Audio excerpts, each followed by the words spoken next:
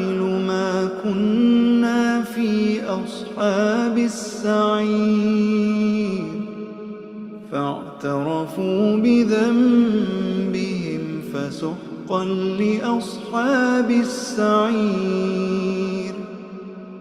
إن الذين يخشون ربهم بالغيب لهم مغفرة وأجر كبير. وأسروا قولكم أو اجهروا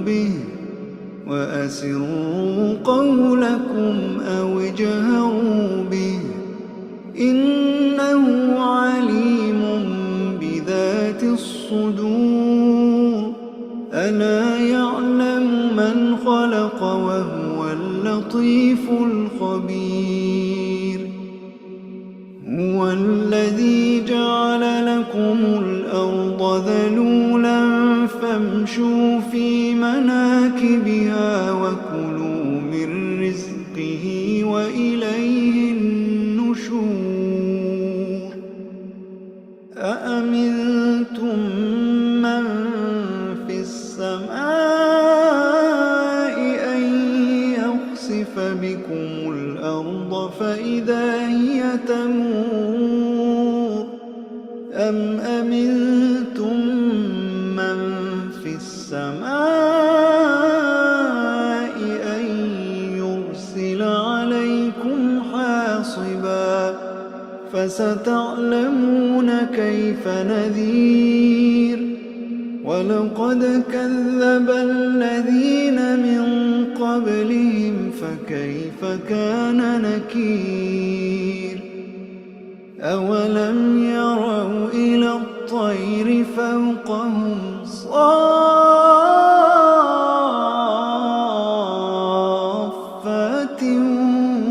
ويقبض ما يمسكهن إلا الرحمن إنه بكل شيء بصير. أمن هذا الذي هو جند لكم ينصركم من دون الرحمن إن الكافرون إلا في غرور. إن الكافرون إلا في غرور. أمن هذا الذي يرزقكم إن أمسك رزقه بل لجوا في عتو ونفور. أفمن يمشي مكبا على وجهه أهدى أمن يمشي سويا على صراط مستقيم. قل هو الذي أنشأكم وجعل لكم السمع والأبصار والأفئدة قليلا ما تشكرون. قل هو الذي ذرأكم في الأرض وإليه تحشرون. ويقولون متى هذا الوعد إن كنتم صادقين. قل إنما العلم عند الله وإنما أنا نذير مبين. فلما رأوه زلفة سيئت وجوه الذين كفروا وقيل هذا الذي كنتم به تدعون. قل أرأيتم إن أهلكني الله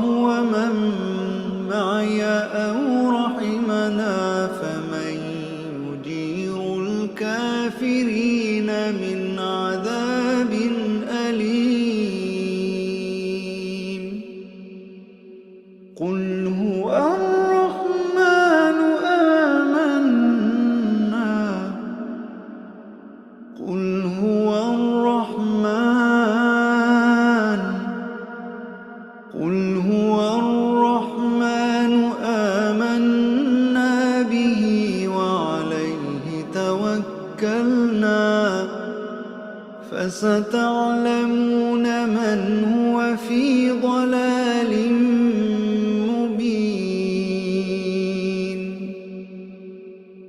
قل أرأيتم إن أصبح ماؤكم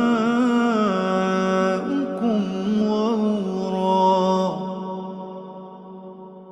فمن يأتيكم بماء معين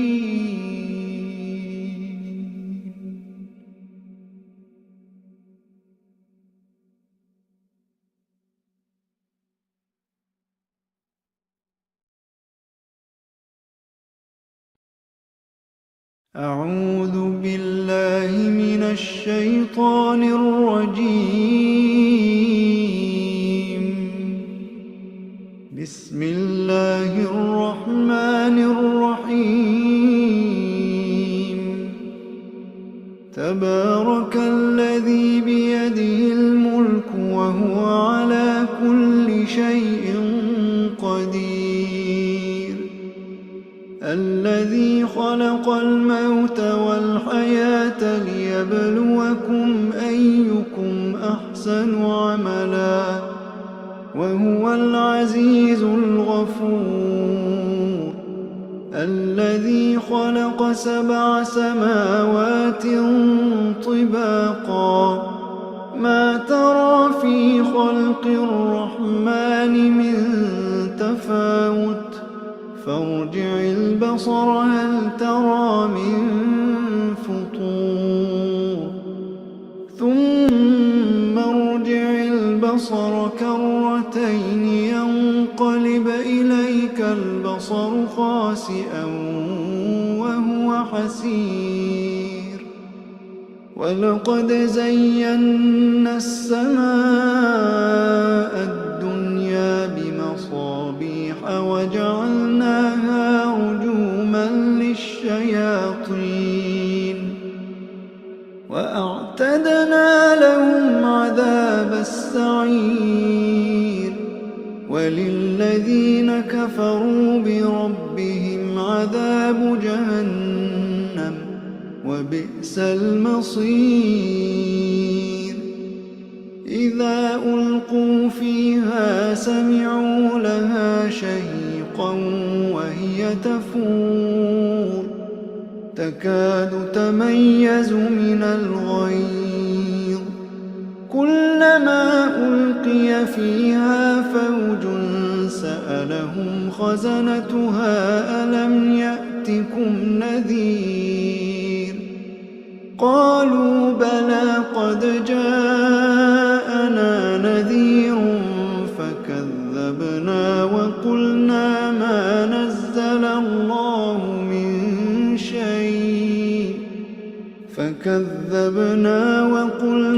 ما نزل الله من شيء إن أنتم إلا في ضلال كبير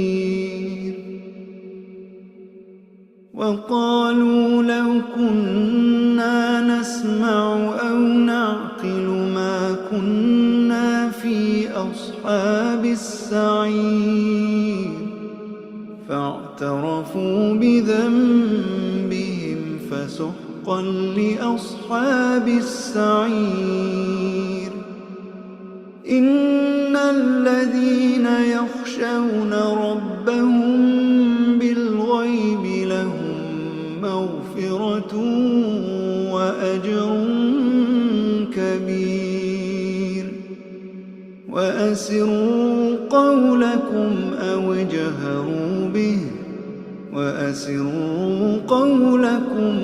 اجهروا به إنه عليم بذات الصدور ألا يعلم من خلق وهو اللطيف الخبير هو الذي جعل لكم الأرض ذلولا فامشوا في مناكبها وكلوا من رزقه وإليه النشور أأمنتم من في السماء أن يخسف بكم الأرض فإذا هي تمور أم أمنتم من في السماء أن يرسل عليكم حاصبا فستعلمون كيف نذير ولقد كذب الذين من قبلهم فكيف كان نكير أولم يروا إلى الطير فوقهم صافات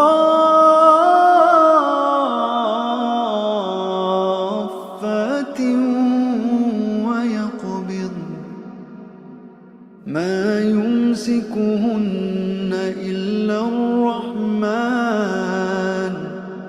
إنه بكل شيء بصير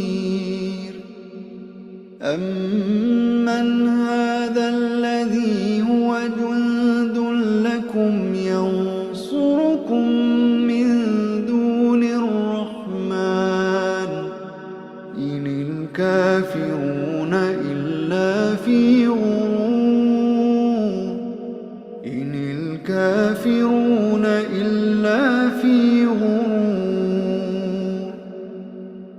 أمن هذا الذي يرزقكم إن أمسك رزقه بل لجوا في عتو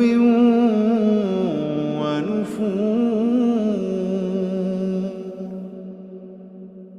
أفمن يمشي مكبا على وجهه أهدى أمن يمشي سويا على صراط مستقيم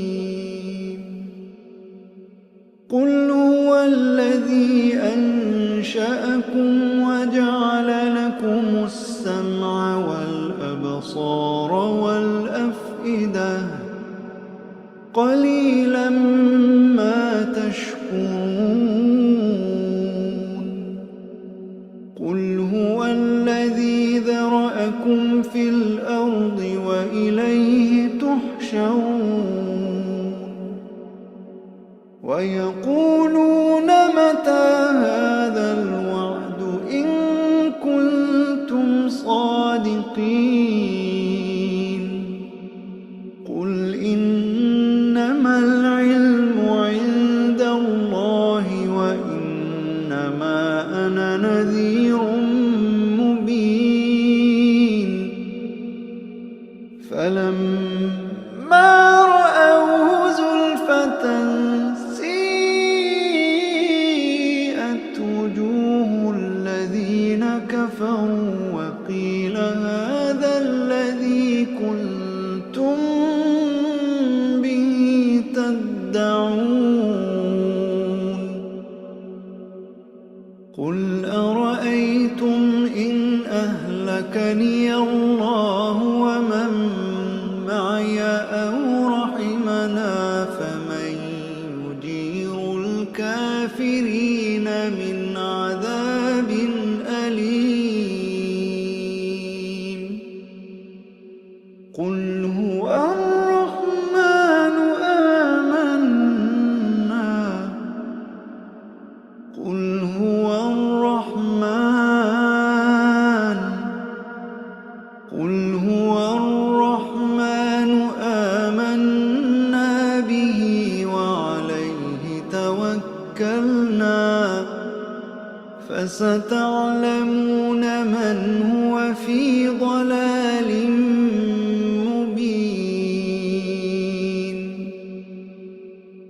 قل أرأيتم إن أصبح ماؤكم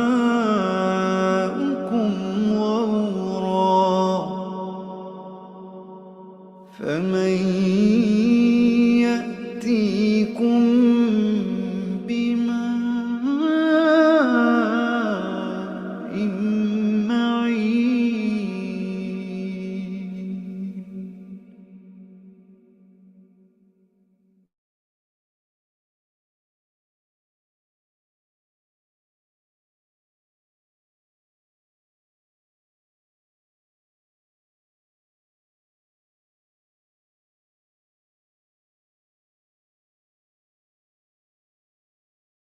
Assalamualaikum warahmatullahi wabarakatuh.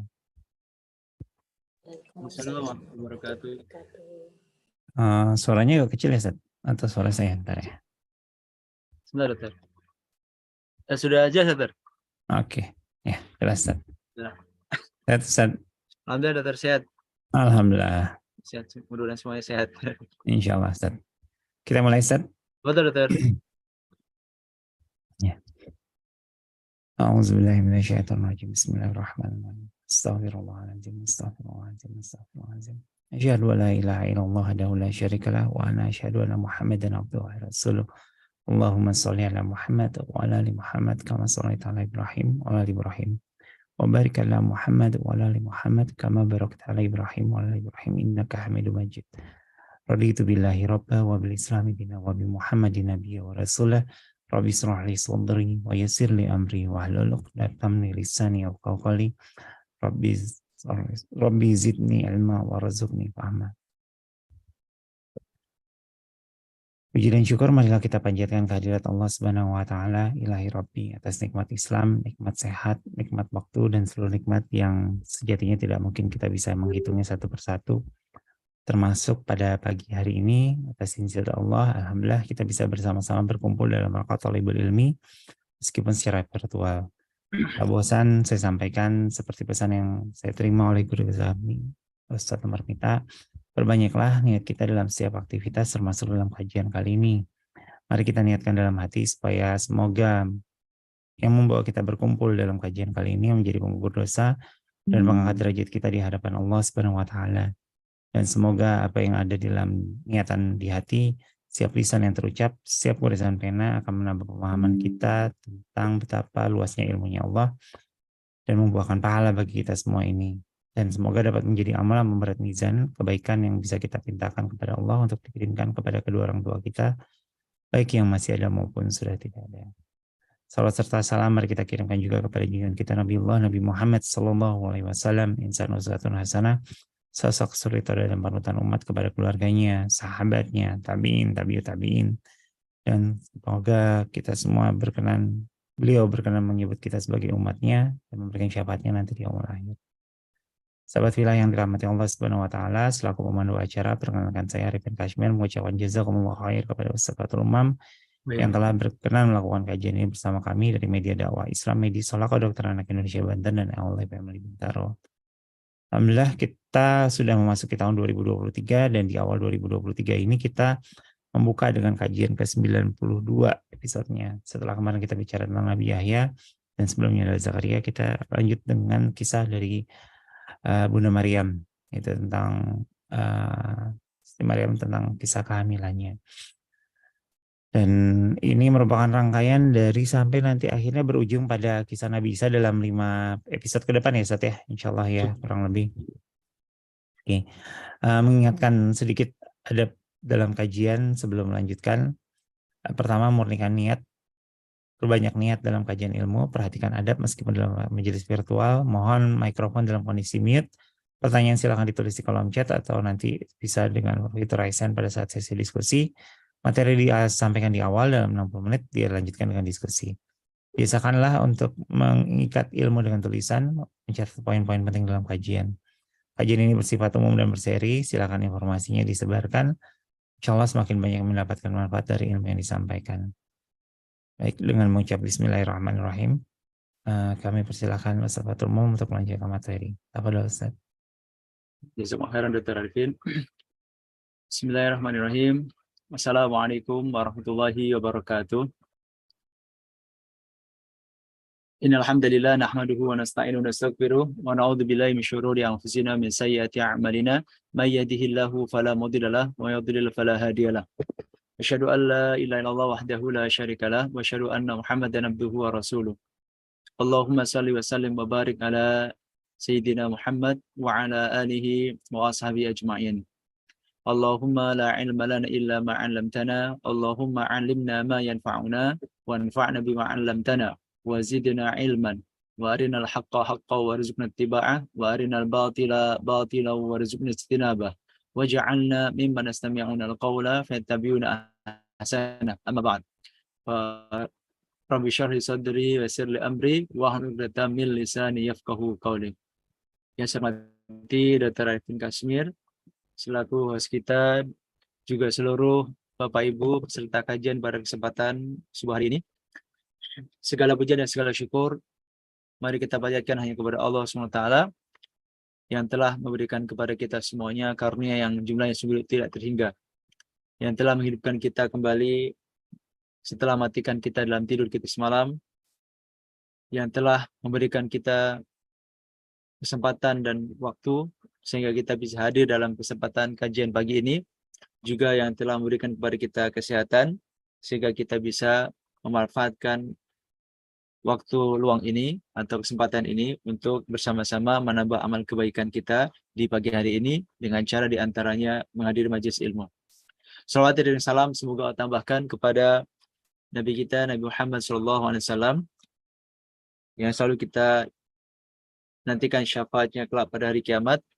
Juga salam dan salam semoga Allah tambahkan kepada keluarga tercinta beliau, para ummahatul mukminin, seluruh sahabat, seluruh tabi'in, dan seluruh umat termasuk kita di antaranya. Baik, Bapak Ibu yang dirahmati Allah Ta'ala, pada pertemuan di episode ke-92 ini kita akan membahas satu tema, yaitu tentang Siti Maryam dan kisah kehamilannya. Sesungguhnya Maryam ini tentu bukan seorang rasul, tetapi pembahasan tentang Maryam ini tidak bisa kita lewatkan karena berkaitan erat dengan pembahasan tentang Nabi yang akan kita bahas setelahnya, yaitu Nabi Isa alaihissalam. Baik, Bapak sekalian, Allah Maryam atau biasa disebut dalam percakapan kita itu dengan istilah Siti Maryam atau Sayyidah Maryam adalah satu-satunya wanita yang namanya disebutkan dalam Al-Quran. Bahkan namanya menjadi nama salah satu surat dalam Al-Quran, yaitu surat Maryam, surat yang ke-19. Jadi, kalau kisah tentang kaum wanita banyak, gitu ya. Kisah tentang wanita banyak dalam Quran. Misalnya kisah tentang seorang sahabat Nabi perempuan yang namanya Khawlah. Khawlah ini seorang sahabat yang pernah mengadukan persoalan suaminya kepada Nabi SAW karena suaminya ini mendihar dirinya, menganggap dirinya seperti ibunya, dalam artian tidak boleh digauli gitu, tapi nggak ditolak. Lalu Khawlah ini mengadu ke Rasulullah SAW dan kisahnya ini diabadikan dalam surat Al-Mujadilah. Surat Al-Mujadilah yang berawal yang ayat pertama, qad sami Allahu qaulallati tujadiluka fi zawjiha. Sungguh Allah telah mendengar ucapan seorang perempuan yang membantahmu gitu dan mengadukan persoalannya kepada Tuhannya. Qad sami Allahu qaulallati tujadiluka fi zawjiha wa tashtaki ila Allah. Sungguh Allah telah mendengar ucapan seorang perempuan yang telah mendebatmu atau membantahmu tentang persoalan suaminya dan mengadukan persoalan itu kepada Allah Subhanahu wa taala. Nah, ayat itu soal menjadi ini berkaitan dengan kisah pengaduan Khawlah tentang suaminya karena suaminya ini telah mendihar dirinya. Mendihar itu mengucapkan kata-kata kalau dalam bahasa Arabnya anti kadohri umi, engkau seperti punggung ibuku. Ini bahasa kiasan, maknanya adalah tidak boleh digauli, tapi nggak ditalak. Gitu. Jadi digantung statusnya. Akhirnya Khawlah ini mengadukan persoalannya atau kasusnya kepada Nabi SAW. Itu sempat terjadi perdebatan agak alot antara Rasul dengan Khawlah. Gitu. Sampai akhirnya Rasulullah SAW menurunkan jawabannya, yaitu Al-Mujadilah itu sendiri. Al-Mujadilah ada juga yang menyebut Al-Mujadalah. Al-Mujadilah itu artinya adalah seorang perempuan yang mendebat atau membantah. Nah, dalam surat itu Allah berkisah tentang kasus Khawlah, sahabat Nabi, tapi nggak disebut namanya. Itu. Kemudian ada lagi kisah tentang Siti Aisyah radhiyallahu anha. Gitu ya. Aisyah Aisyah kok Aisyah. Aisyah radhiyallahu anha istri Nabi SAW itu juga dikisahkan dalam kisah yang dikenal dengan istilah haditsul ifki, yaitu berita dusta atau berita hoak. Itu kisah tentang Siti Aisyah istri Rasulullah SAW yang dituduh melakukan perbuatan dalam tanda kutip selingkuh dengan seorang sahabat yang bernama Sofyan bin Mu'attal. Tapi kemudian Allah SWT bantah atau Allah klarifikasi dengan menurunkan surat An-Nur. Tapi tidak disebutkan nama Aisyah di situ. Gitu. Hanya disebutkan kisahnya tapi nggak disebutkan namanya. Gitu.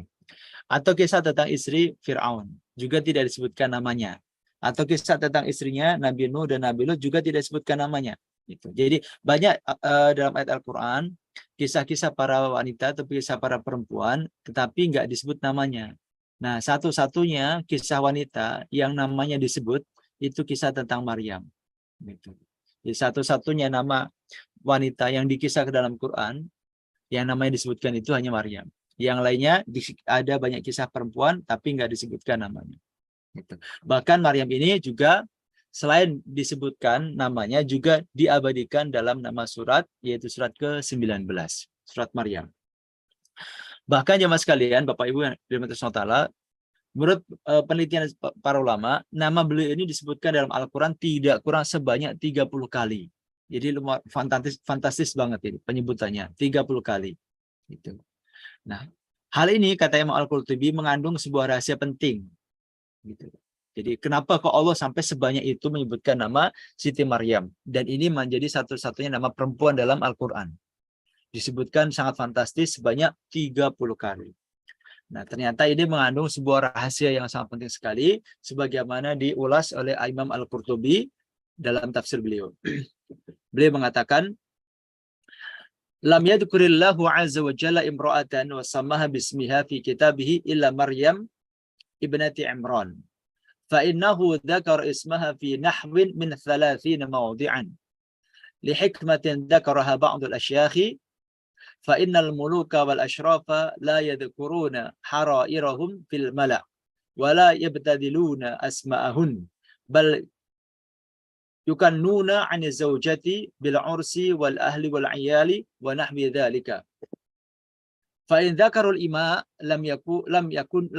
لم يكنوا عنهن ولم يسونوا أسماءهن عن الذكر والتصريح بها فلما قالت النصارى في مريم ما قالت وفي ابنها صرح الله باسمها ولم يكني عنها بالأموة والعبودية التي هي صفة لها وأجرى الكلام على عادة العرب في ذكر إيمائها." Kata Imam Al-Qurtubi, Allah tidak menyebutkan nama seorang pun wanita dalam kitabnya selain Maryam bintu Imran. Maryam putrinya Imran. Allah menyebutkan namanya sekitar 30 kali kesempatan atau 30 tempat.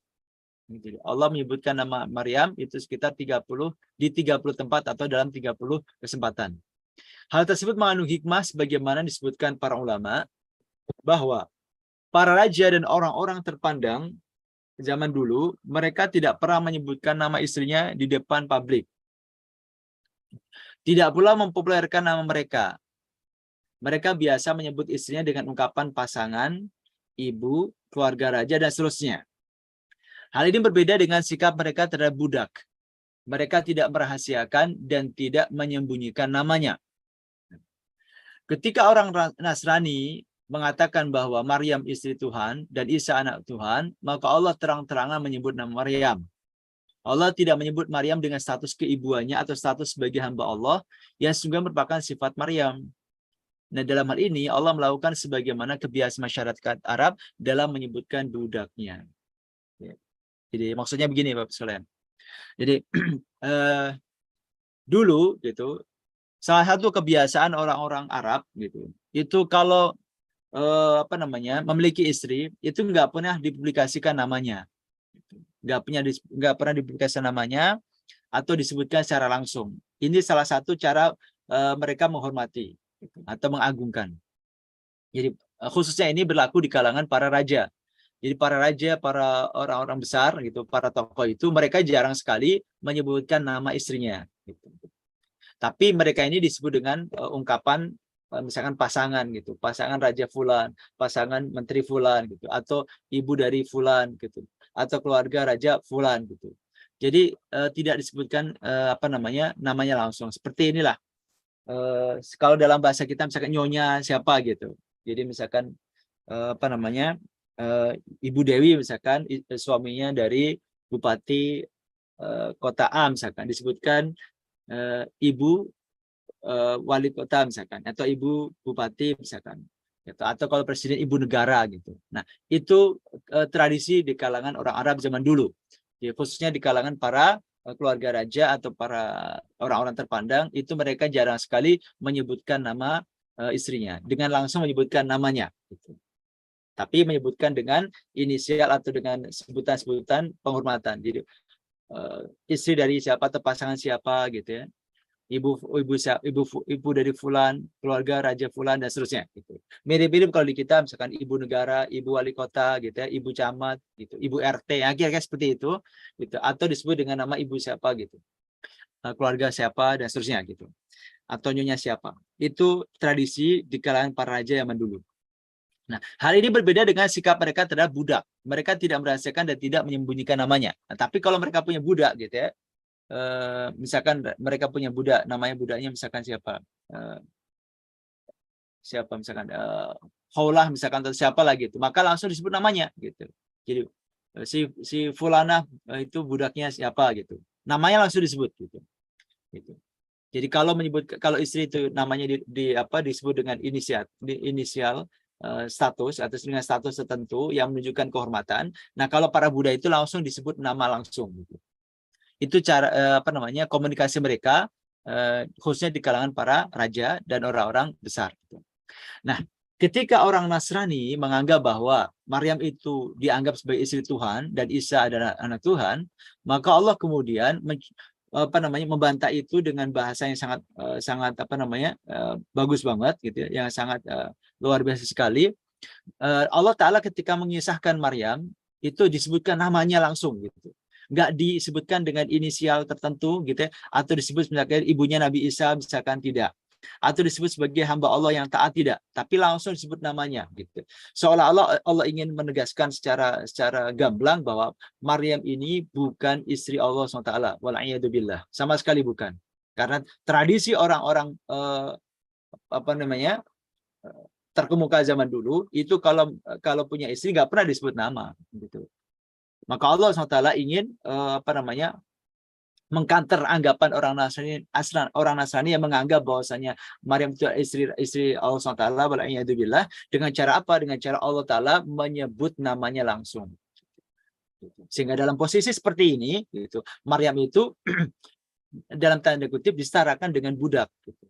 Dan memang betul kan budaknya Allah Subhanahu Wa Ta'ala. Gitu. Tapi kalau Maryam disebut dengan inisial Imro'ah, gitu ya, sebagaimana ketika Allah Ta'ala menyebut nama Nabi Nuh gitu ya, nama istrinya Nabi Nuh dan Nabi Lut, Allah Ta'ala menyebut dengan nama Imro'ah, perempuan atau istrinya Lut dan Nuh gitu. Misalnya dalam surat At-Tahrim, Allah Ta'ala berfirman, Naraballahu matalil ladina kafarum ra'ata Nuhi wa imra'ata Lut.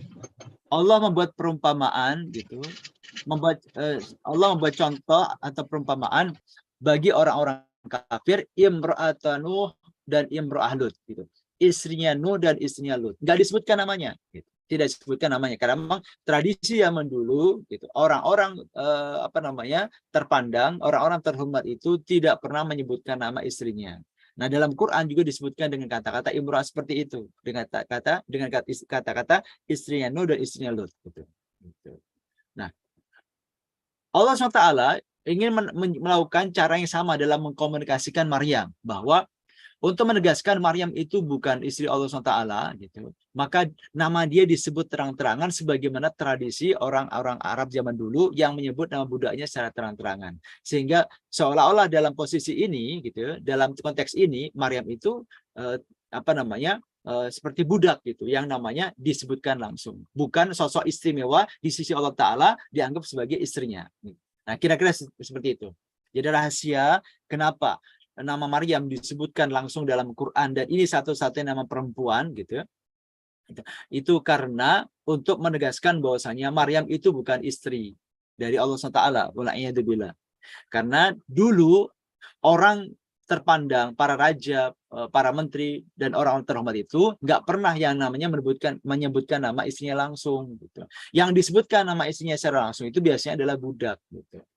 Nah, dalam konteks ini Allah ingin tegaskan itu, bahwa Maryam bukan istri Allah SWT. Wal'iyadu billah. Baik, itu ya rahasia kenapa Allah menyebut nama Maryam langsung. Dan menjadi satu-satunya nama perempuan dalam Al-Quran. Nah, di sisi lain Allah Ta'ala tegaskan dalam Al-Quran bahwa Maryam ini wanita soleha dan mulia. Gitu. Kalau untuk masalah status keistrian Maryam sebagai istri Allah Ta'ala, itu Allah tegaskan. Allah tolak itu diantaranya dengan dikomunikasikan secara penyebutan nama langsung. Gitu. Tetapi Allah Ta'ala juga menyebutkan keutamaan dan kemuliaan Maryam gitu, sebagai seorang wanita solehah dan wanita terpilih. Gitu. Nah, dalam pertemuan yang lalu kita telah bahas tentang karomah yang Allah berikan kepada Maryam binti Imran, yaitu Allah selalu mengirimkan makan kepada Maryam atau kepada Maryam di mihrabnya. Gitu. Hal ini menjadi isyarat bahwa Maryam adalah seorang wanita yang dekat dan dimuliakan Allah SWT.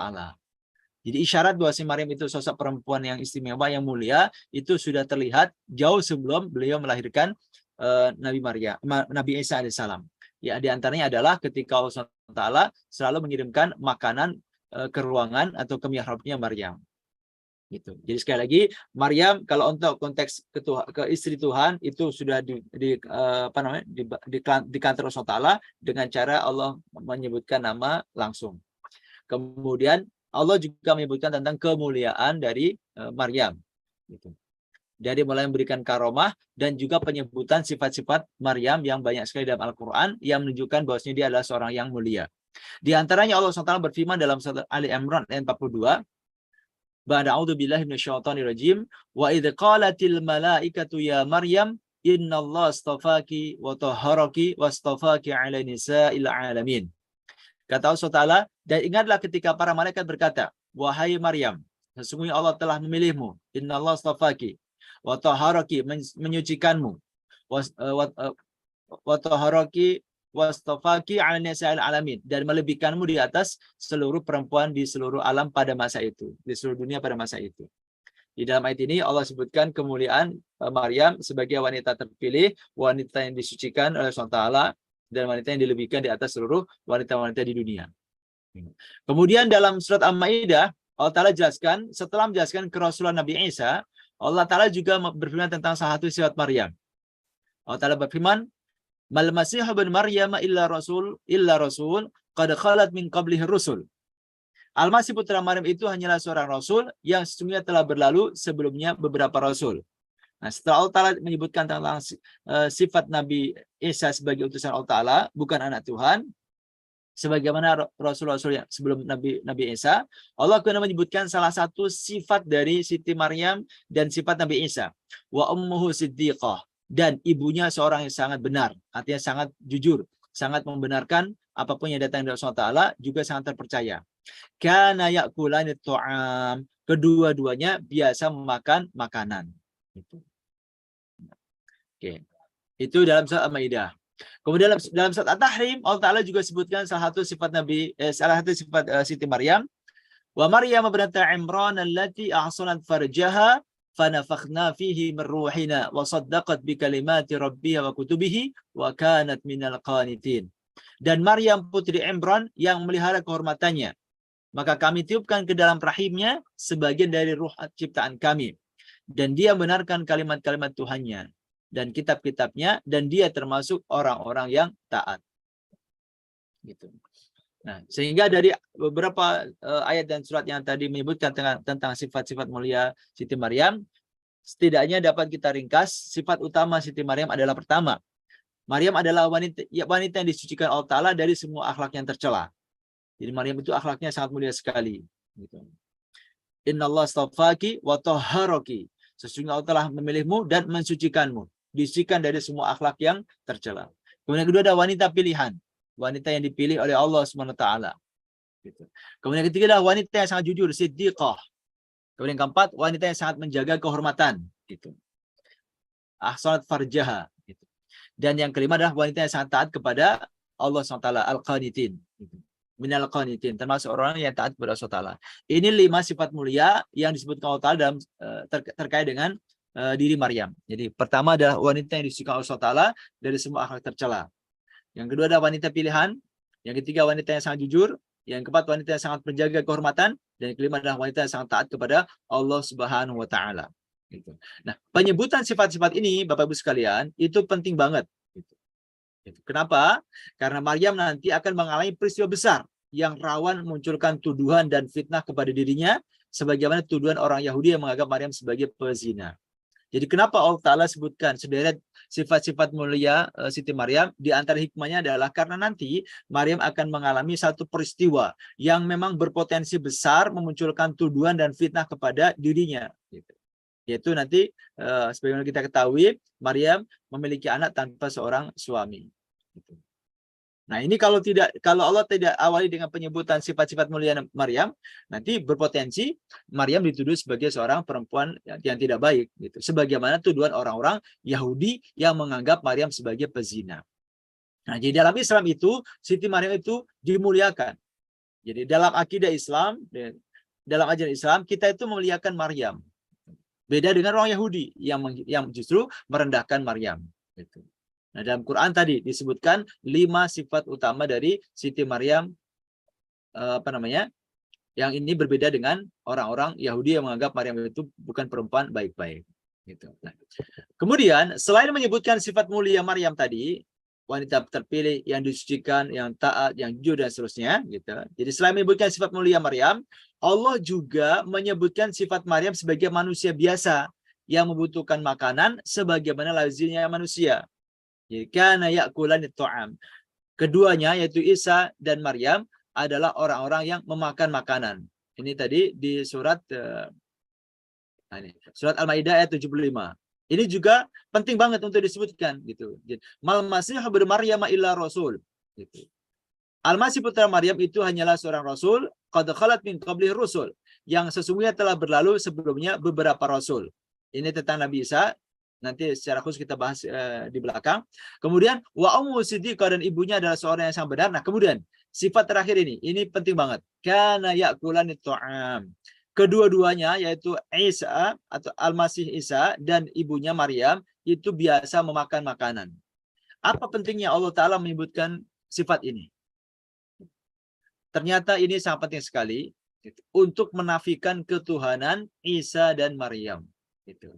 Jadi kenapa kenapa Allah SWT mensifati Nabi Isa, Al-Masih Isa bin Maryam, dan Maryam itu sendiri dengan sifat kana ya'kulani ta'am, keduanya biasa makan makanan. Ini penting untuk disampaikan dalam rangka membantah anggapan orang-orang Nasrani yang menganggap Maryam sebagai Tuhan. Gitu. Dan Tuhan kok makan gitu. Jadi Allah sifati Isa dan Maryam sebagai dua orang yang membutuhkan makanan. Ini disampaikan Allah Ta'ala itu sesungguhnya di antara hikmahnya dalam rangka menegaskan keduanya ini manusia biasa, bukan Tuhan. Bagaimana mungkin Tuhan butuh makanan? Berarti ada saatnya dong Tuhan itu rasa lapar, haus, mungkin kekenyangan. Gitu. Nah, itu tentu menafikan sifat-sifat kesempurnaan Tuhan. Kalau Tuhan kemudian membutuhkan makanan, lalu terkadang Tuhan itu lapar gitu ya, haus gitu. Masuk Tuhan lapar kan berarti dia memiliki kelemahan gitu, sehingga harus merasakan satu derita, yaitu dalam bentuk kelaparan. Jadi ini rahasia kenapa Allah mensifati keduanya dengan kana ya'kulani ta'am. Keduanya biasa memakan makanan. Baik. Kalau tidak dijelaskan, kita dikhawatirkan Nabi Isa dan Maryam tuh sepanjang hidupnya nggak pernah makan gitu. Kalau tidak dijelaskan seperti itu, bisa saja muncul anggapan seperti itu. Tapi Allah SWT yang maha bijaksana, yang maha mengetahui segala sesuatu, telah menafikan semua kemungkinan itu, diantaranya dengan mengatakan kana ya'kulani ta'am. Keduanya biasa makan makanan. Kemudian Rasulullah SAW juga menjelaskan keutamaan dan kemuliaan Siti Maryam dalam beberapa hadis beliau. Di antaranya harus menyebutkan bahwa Maryam adalah satu di antara 4 wanita paling mulia di muka bumi. Ada beberapa hadis Nabi SAW yang menjelaskan tentang kemuliaan Maryam sebagai satu di antara 4 wanita paling mulia di muka bumi ini. Di antaranya adalah yang pertama hadis dari Sayyidah Aisyah radhiyallahu anha, Rasul bersabda, Sayyidatu nisa'i ahli jannati arba'. Maryam bintu Imran wa Fatimah bintu Rasulullah SAW wa Khadijatu bintu Khuwailid wa Asiyah. Pemuka wanita ahli surga ada 4. Jadi pemuka tokoh wanita ahli surga itu ada 4. Pertama Maryam binti Imran. Yang kedua Fatimah binti Rasulullah SAW. Yang ketiga Khadijah binti Khuwailid radhiyallahu anha. Dan yang keempat adalah Asiyah. Asiyah adalah istrinya Fir'aun. Jadi ini 4 wanita pemuka, 4 pemuka wanita penduduk surga. Jadi Maryam binti Imran, Fatimah binti Rasulullah SAW, Khadijah binti Khuwailid istri Rasulullah SAW, dan Asiyah istri dari Fir'aun. Ini di dalam hadis dari Aisyah. Kemudian dalam hadis Ibnu Abbas radhiyallahu anhu Rasul bersabda, "Afdhalun nisa'i ahli jannati Khadijah bintu Khuwailidin wa Fatimah bintu Muhammadin wa Asiyah bintu Muzahimin imra'atu Fir'auna wa Maryamu ibnatu Imran." Wanita-wanita yang paling utama sebagai penduduk surga adalah Khadijah binti Khuwailid pertama. Yang kedua Fatimah binti Muhammad sallallahu alaihi wasallam, Asiyah binti Muzahim istri Fir'aun, dan Maryam binti Imran. Hadis riwayat Ahmad dan disahihkan oleh Syekh Syu'aib Al-Arnaud. Jadi 4 gitu. Nah, kemudian ada satu hadis lagi, hadis dari Abu Musa Al-Asy'ari radhiyallahu anha. Rasul bersabda, "Kamala minar rijali katsirun, wa lam yakmul minan nisa'i illa Maryam bintu Imran, wa Asiyatu imra'atu Fir'aun, wa fadlu Aisyah 'ala nisa'i ka fadli tharidi 'ala sa'iri ta'am." Laki-laki yang sempurna jumlahnya banyak, dan tidak ada wanita yang sempurna selain Maryam binti Imran dan Asiyah istri Fir'aun. Dan keutamaan Aisyah dibandingkan wanita lain sebagaimana keutamaan as-sarid dibandingkan makanan yang lain. Dan dalam hadis ini Rasul menyebutkan 2, yaitu menyebutkan Maryam dan Asiyah istrinya Fir'aun gitu. Kemudian menyebutkan satu lagi Aisyah radhiyallahu anha istri Rasulullah SAW, bahwa keutamaan Aisyah radhiyallahu anha itu dibandingkan wanita-wanita yang lain itu seperti keutamaan makanan as-sarid dibandingkan makanan yang lainnya. Makanan as-sarid itu termasuk makanan istimewa di kalangan orang Arab pada zaman itu. Mungkin nggak tahu lah, mungkin semacam apa gitu. Anggap aja semacam kalau di sini ya makan pakai rendang atau apa gitu ya. Gitu.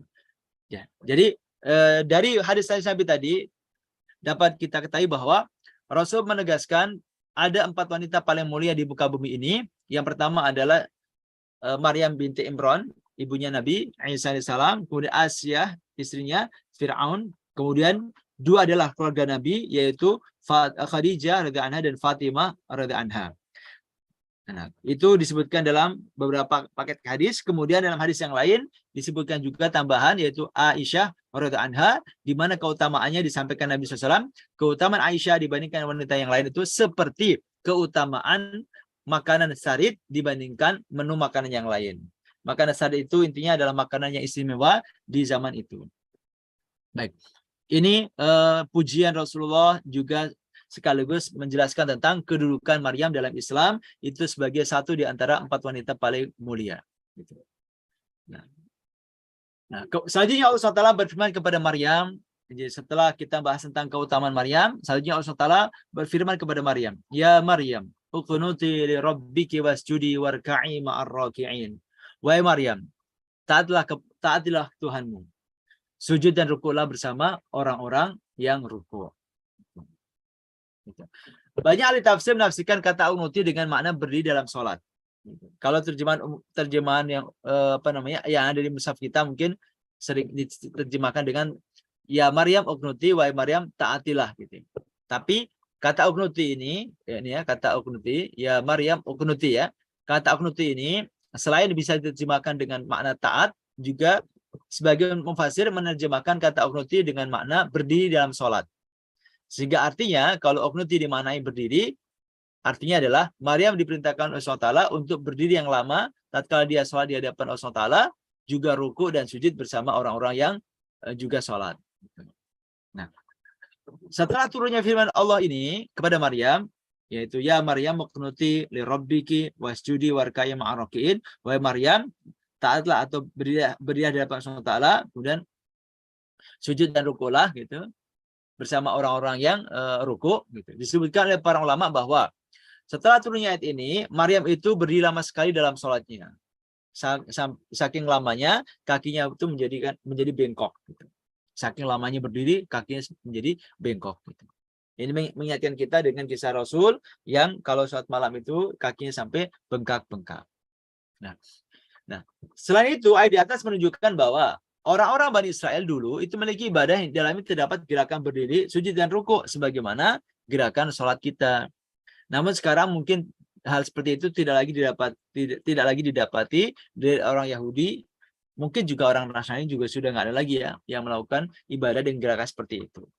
Tapi kalau merujuk pada ayat ini, maka itu mengisyaratkan bahwasanya ibadahnya orang-orang ahli kitab zaman dulu itu juga ada gerakan berdiri, ruku dan sujud, mirip gerakan sholat dalam ajaran Nabi kita Muhammad SAW. Nah, jamaah sekalian, kisah Maryam dalam Al-Quran juga dalam hadis Nabi SAW itu membuktikan kerasulan Nabi kita Muhammad. Gitu. Jadi kisah Maryam yang diceritakan Allah Ta'ala kepada Nabi Muhammad ini merupakan bukti kerasulan beliau yang Allah tunjukkan khususnya kepada orang-orang ahli kitab. Kenapa? Karena kisah Maryam adalah kabar gaib tentang kisah zaman dulu dari Bani Israel. Jadi gaib itu kan ada beberapa macam. Ada gaib itu karena nggak bisa diindra. Sebagaimana malaikat itu makhluk gaib, jin itu makhluk gaib, alam kubur itu makhluk gaib. Gitu. Itu barangnya ada, makhluknya ada sekarang, tetapi kita nggak bisa mengindra karena kelemahan indera penglihatan kita. Itu disebut gaib. Ada gaib karena peristiwanya sudah terjadi di masa yang lampau, seperti kisah para nabi, para rasul dan umat terdahulu. Itu adalah termasuk peristiwa gaib untuk konteks untuk ukuran kita sekarang ini. Dia gaib karena peristiwanya sudah terjadi, kita nggak menyaksikan. Nah, Maryam ini peristiwa gaib. Kemudian gaib ketiga adalah peristiwa yang belum terjadi. Segala sesuatu yang belum terjadi itu bagi kita adalah gaib. Apa yang akan kita lakukan setengah jam akan datang itu gaib bagi kita.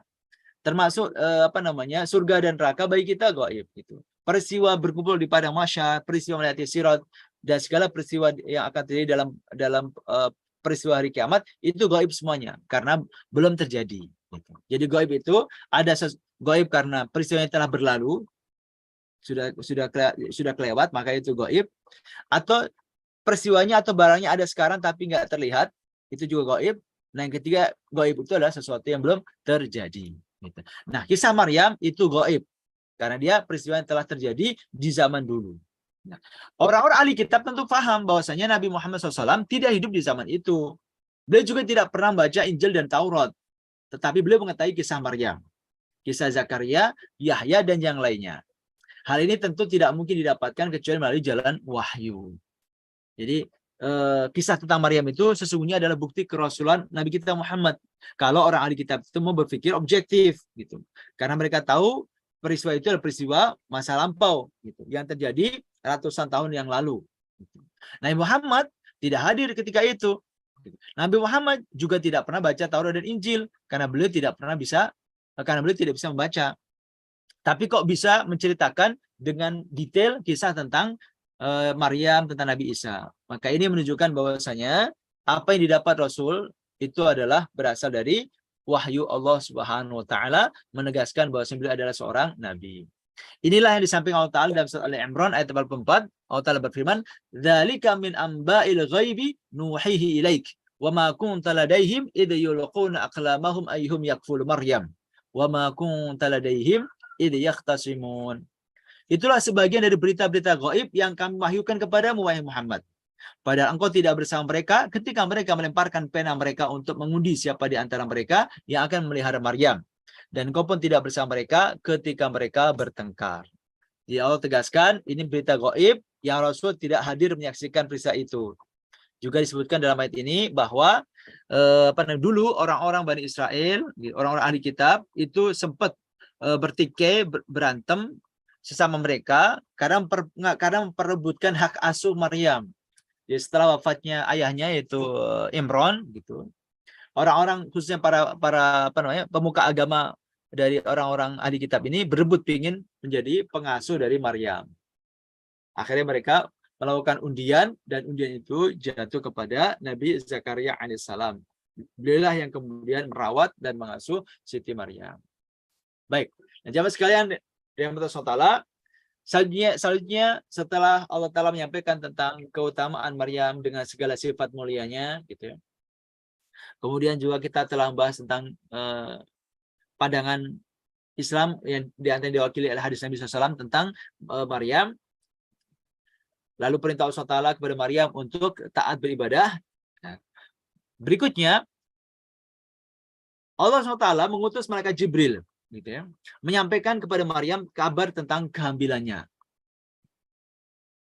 Ini yang menjadi sesuatu yang sangat penting dalam sejarah kehidupan Siti Maryam. Gitu. Karena beliau ini satu-satunya wanita yang hamil tanpa seorang laki-laki. Nah, kabar tentang kehamilannya ini disampaikan oleh malaikat Jibril atas perintah Allah Subhanahu wa taala.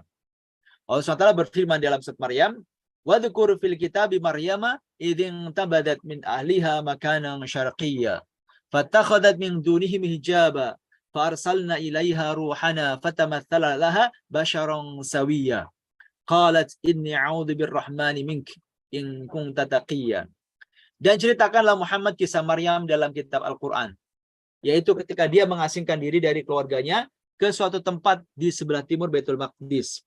Lalu dia memasang tabir yang melindunginya dari mereka. Lalu kami mengutus ruh kami Jibril kepadanya, maka dia menampakkan diri di hadapannya dalam bentuk manusia yang sempurna. Dia, Maryam, berkata, "Sungguh aku berlindung kepada Tuhan yang Maha Pengasih terhadapmu, jika engkau orang yang bertakwa." Surat Maryam ayat 16-19. Jadi maksudnya Siti Maryam itu suatu ketika mungkin mendapatkan ilham dari Allah SWT untuk mengasingkan diri gitu dari keluarganya, dari masyarakatnya ke sebelah timur Baitul Maqdis. Gitu. Di situ dia membuat satu tabir atau satu tempat khusus gitu untuk beribadah kepada Allah Subhanahu Wa Taala. Jadi mengingatkan kita kepada kisah Nabi Muhammad SAW bahwa Nabi Muhammad SAW itu sebelum mendapatkan wahyu pertama di Gua Hira, sebelum mendapatkan wahyu pertama, itu kan Nabi Muhammad melakukan tahannus ya, melakukan proses penyendirian di satu gua yang disebut dengan Gua Hira. Menyendiri di situ beribadah kepada Allah Subhanahu Wa Taala. Kemudian tiba-tiba suatu ketika datanglah malaikat Jibril menyampaikan wahyu surat Al-Alaq, Iqra bismi rabbikal ladzi khalaq. Nah, ini juga sama. Kabar tentang kehamilan Maryam ini disampaikan oleh Jibril kepada Maryam. Setelah Maryam ini melakukan proses tahannus atau mengasingkan diri gitu ya, menjauh dari masyarakat gitu untuk beribadah sendirian gitu, di sebelah timur Baitul Maqdis gitu. Beliau memasang semacam tabir ya, inilah ya penghalang gitu ya, supaya nggak dilihat orang lain gitu.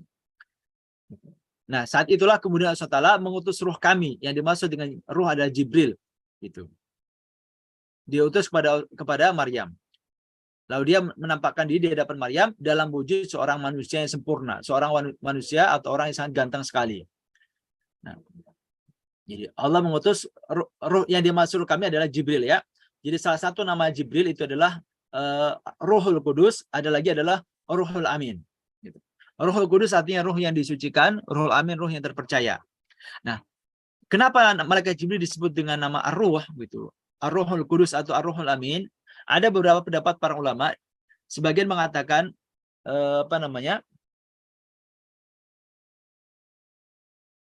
bahwasanya makna Jibril atau arti Jibril disebut dengan nama ruh itu kalau kata Imam Ar-Razi, karena Jibril ini adalah malaikat yang mendapatkan tugas menyampaikan wahyu kepada para rasul. Nah, wahyu ini itu menjadikan orang itu menjadi hidup gitu ya. Hatinya menjadi hidup karena wahyu ini, karena ajaran agama ini orang itu menjadi hidup sebagaimana roh ini menghidupkan jasad manusia. Jadi kalau kata Imam Ar-Razi, kenapa Jibril dinamakan atau namanya adalah ruh, baik itu Ar-Ruhul Kudus artinya ruh yang suci atau Ar-Ruhul Amin ruh yang terpercaya, karena malaikat Jibril ini adalah malaikat Allah Taala yang gitu ya, tugasnya menyampaikan wahyu kepada para nabi dan para rasul. Nah, wahyu ini menjadikan hati manusia menjadi hidup gitu ya, gitu. Hati manusia menjadi hidup gitu ya. Sebagaimana roh ini menghidupkan jasad gitu. Jadi wahyu ini menghidupkan kehidupan gitu ya. Kehidupan ini menjadi hidup, menjadi berwarna, menjadi tertata dengan baik gitu ya. Terus dengan baik gara-gara karena wahyu, karena ajaran agama, sebagaimana ruh manusia itu juga menghidupkan jasadnya. Itu kata Imam Ar-Razi. Sedangkan sebagian ulama yang lain mengatakan bahwasanya kenapa para malaikat itu adalah makhluk Allah yang bersifat ruhani gitu. Di antaranya yang mengatakan begini adalah Syekh Al-Ashur dalam tafsir beliau.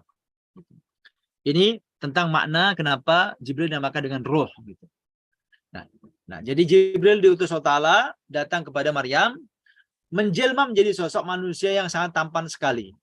Nah, ketika Maryam menyaksikan dalam ruangan tadi, dalam ruangan yang dia bikin itu, ada seorang laki-laki yang datang gitu, sangat tampan sekali. Maryam kemudian mengucapkan kalimat isti'adzah. Sungguh aku berlindung kepada Tuhan yang Maha Pengasih terhadapmu, jika engkau adalah orang-orang yang bertakwa.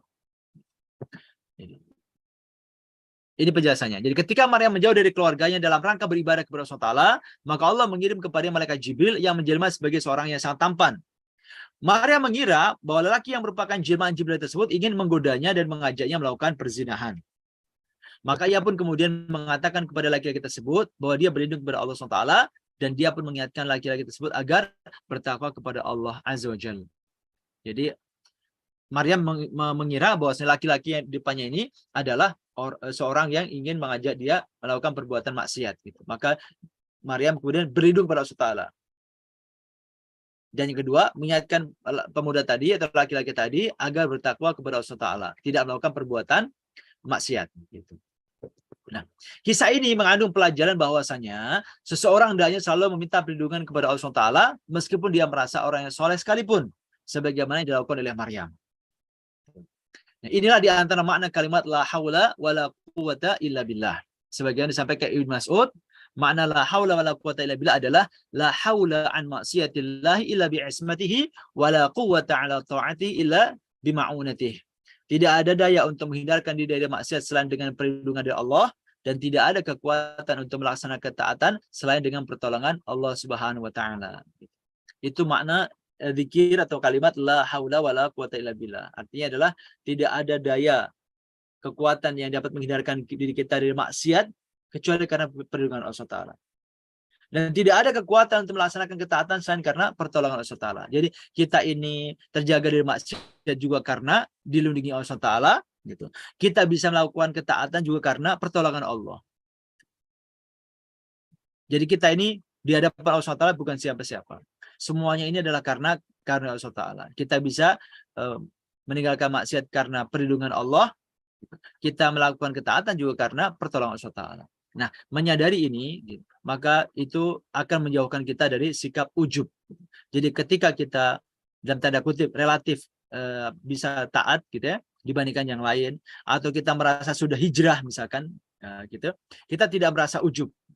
Kenapa? Karena karunia hijrah, karunia taubat, gitu. Karena karunia ketaatan itu sesungguhnya adalah merupakan karunia Allah Subhanahu wa taala. Sehingga dengan demikian kita tidak memandang rendah orang-orang yang mungkin belum bertaubat, belum berhijrah gitu. Gitu. Kita tidak memandang, tidak membenci orangnya, tapi kita membenci perbuatannya. Nah, dengan demikian itu relatif bisa menghindarkan kita dari perasaan ujub gitu. Perasaan kagum dengan diri sendiri. Karena ujub ini betul-betul membahayakan, Bapak sekalian. Ujub kalau bagi orang mukmin itu sangat membahayakan sekali. Gara-gara ujub itu para sahabat Nabi itu pernah gitu disentil Allah Ta'ala, ditegur Allah Ta'ala dengan kekalahan dalam perang Hunain. Dalam perang Hunain. Perang Hunain ini perang yang terjadi sekitar tahun 8 Hijriah setelah kemenangan kaum muslimin menaklukkan kota Makkah dalam peristiwa Fathu Makkah. Gitu. Nah, dalam peperangan itu kaum muslimin ini menghadapi orang-orang kafir di mana jumlah kaum muslimin itu sekitar 12.000 orang. Ini jumlah paling besar gitu dibandingkan peperangan-peperangan sebelumnya. Peperangan-peperangan sebelumnya itu jumlah kaum muslimin tidak pernah sebanyak itu. Sebagaimana kita ketahui misalnya perang Badar cuma 300-an, perang Uhud cuma sekitar 1000-an gitu. Nggak pernah sampai di atas angka sebanyak itu, 12.000. Maka jumlah mereka yang banyak itu kemudian memunculkan perasaan kagum, perasaan takjub, perasaan kepedean yang berlebihan dari sebagian sahabat. Gitu. Allah Ta'ala sampaikan dalam firman yang mulia, walaqad nasarakumullahu fi mawatin katsirah wa yauma hunainin id a'jabatkum kathratukum falam tughni ankum syai'a. Allah Ta'ala sampaikan, dan sungguh Allah telah menolong kalian dalam banyak medan peperangan sebelum ini. Jadi Allah telah menangkan kaum muslimin dalam peperangan-peperangan sebelum perang Hunain. Ada perang Badar menang, perang Uhud juga relatif menang gitu ya, meskipun awalnya menang terus kalah. Kemudian ada perang Ahzab gitu, ada perang Ahzab atau perang Khandaq, ada perang Tabuk gitu. Nah, secara umum Allah Ta'ala telah banyak memberikan pertolongan kemenangan kepada kaum muslimin. Kemudian wa yauma Hunain, dan ingatlah perang Hunain. Id a'jabatkum kathratukum, ketika jumlahmu yang banyak itu mentakjubkan kamu. Falam tughni ankum syai'a, ternyata jumlah yang banyak tadi tidak manfaat untuk kalian sama sekali. Jadi dalam perang Hunain jumlah pasukan Islam banyak, tapi di awal peperangan mereka kalang kabut. Meskipun akhirnya Allah Ta'ala memberikan kemenangan. Ini menjadi pelajaran buat kita semuanya, bahwa sikap ujub, kagum dengan diri sendiri, merasa diri sendiri itu lebih dibandingkan yang lain, itu bagi orang mukmin itu racun. Gitu.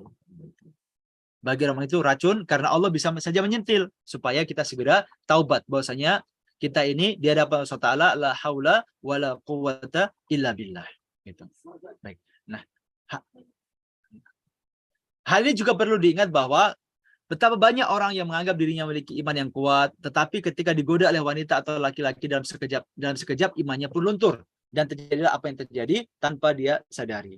Jadi ini penting sekali memohon perlindungan kepada Allah Ta'ala dari godaan setan, dari godaan nafsu, dari godaan lingkungan, itu penting banget gitu.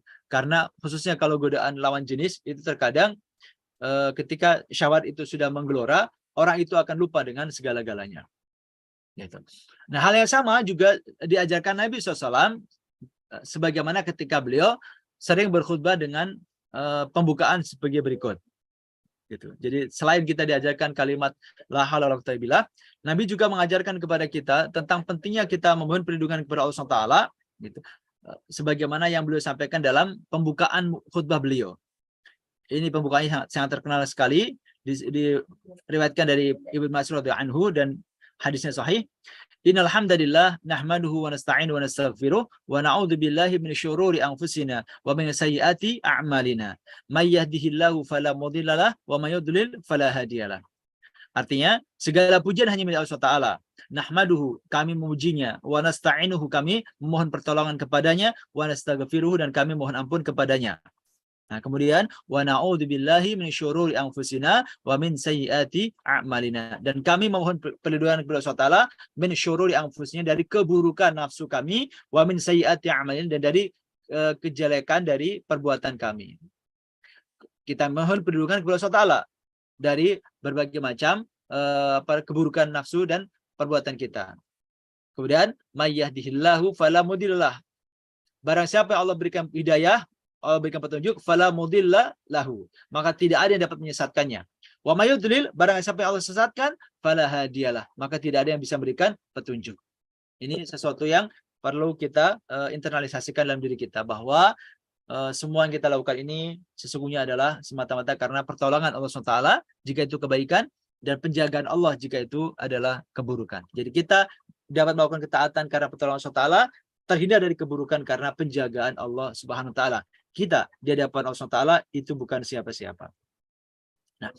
Nah, apalagi ketika syahwat seseorang itu sudah bergelora, sangat mungkin baginya untuk secara tiba-tiba lupa dengan segala hal, lupa dengan keimanan, lupa dengan Tuhannya, lupa dengan anaknya, lupa dengan pasangannya, suami atau istri. Yang ada dalam benaknya adalah bagaimana ia menyelesaikan syahwatnya. Ini kalau sudah nafsu itu memuncak. Maka dari itu, tatkala di hadapan kita ada godaan, yang pertama kita ucapkan adalah a'udzubillahi minasyaitonirrajim, aku berlindung diri kepada Allah Ta'ala dari godaan syaitan yang terkucuk, atau a'udzubillahi mink, aku berlindung diri kepada Allah Ta'ala darimu. Itu.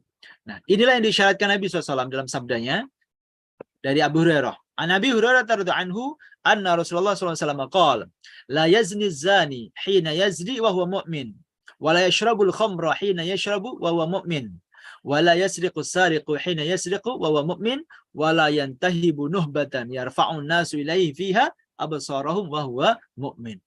Dari Abu Hurairah radhiyallahu anhu bahwasanya Rasulullah SAW bersabda, tidaklah berzina orang yang berzina ketika ia berzina dalam keadaan beriman. Dan tidaklah mencuri orang yang mencuri ketika ia mencuri dalam keadaan beriman. Tidaklah ia minum khamr ketika minumnya ia dalam keadaan beriman. Dan tidaklah ia merampas suatu rampasan yang berharga dan menjadi daya tarik manusia dalam keadaan beriman. Maksudnya begini. Jadi orang gitu karena kehilangan imannya maka dia bisa berzina, gitu. Dia bisa mencuri, korupsi, gitu. Mabuk-mabukan, merampok dan seterusnya. Itu maknanya. La yazni zani hina yazni wa mu'min.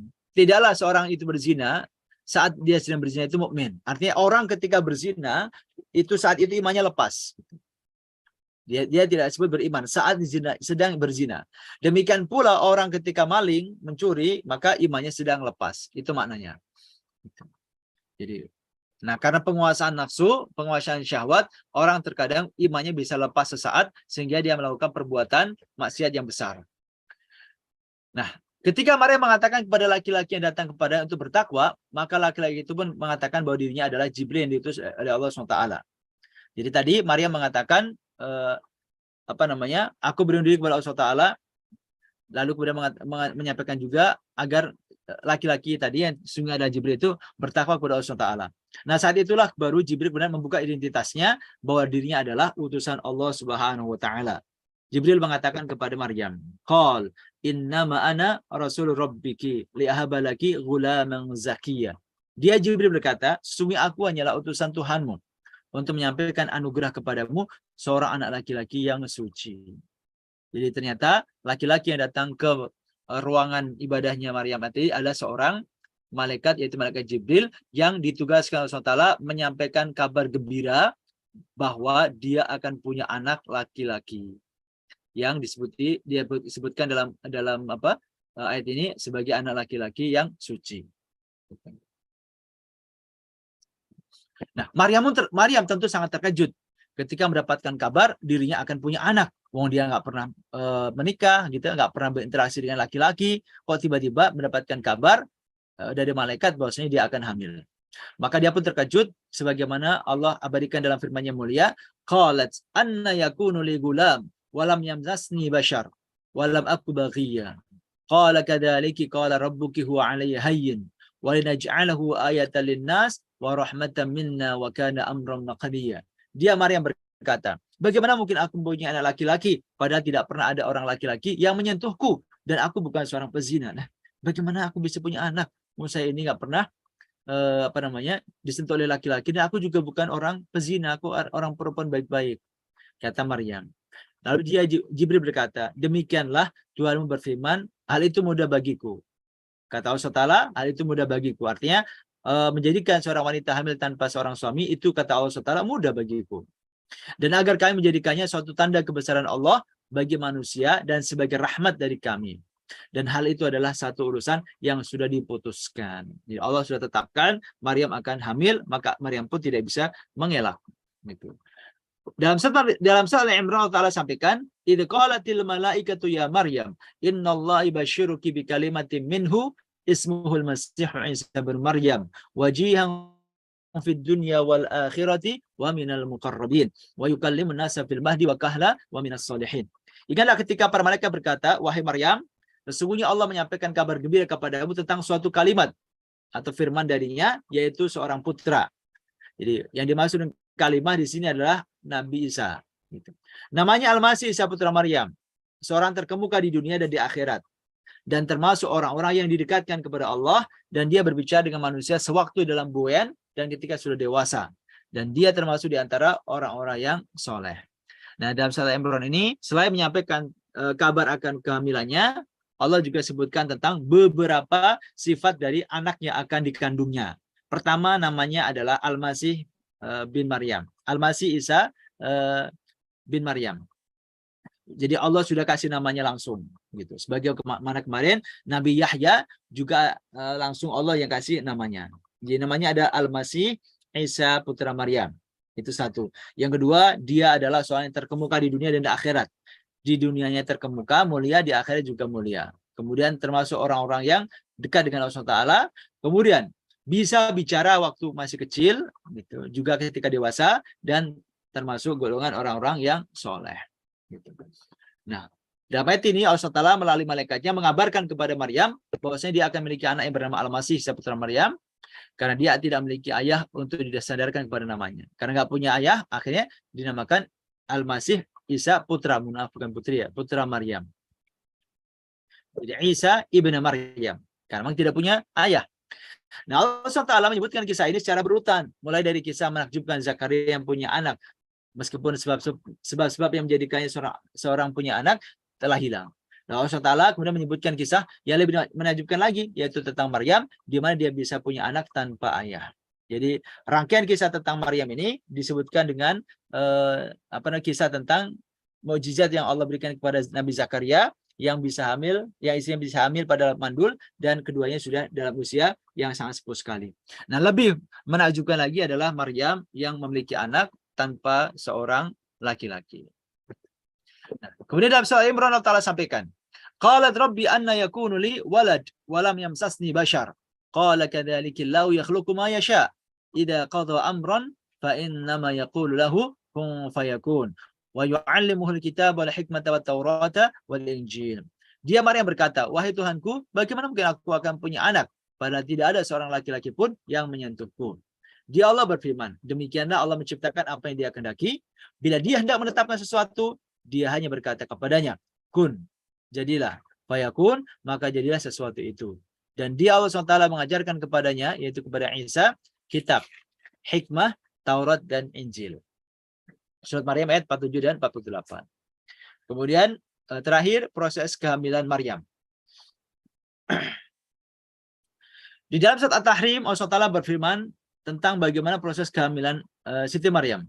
Allah Ta'ala berfirman, wa Maryam banata Imran allati ahsanat farjaha fanafakhna fihi min ruhina wa saddaqat bi kalimati rabbiha wa kutubihi wa kanat minal qanitin. Dan Maryam putri Imran yang memelihara kehormatannya. Ya Allah awali dulu dengan penyebutan sifat Maryam sebagai wanita yang memelihara kehormatannya. Maka kami tiupkan ke dalam rahimnya sebagian dari ruh ciptaan kami.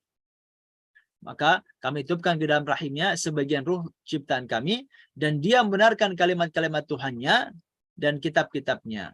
Dan dia termasuk orang-orang yang taat. Surat At-Tahrim ayat 12. Nah, ketika menjelaskan ayat ini, Al-Hafidz Ibnu Katsir rahimahullah mengatakan tentang bagaimana proses kehamilan dari Maryam. Gitu. Biwasitatil malak wa huwa Jibril.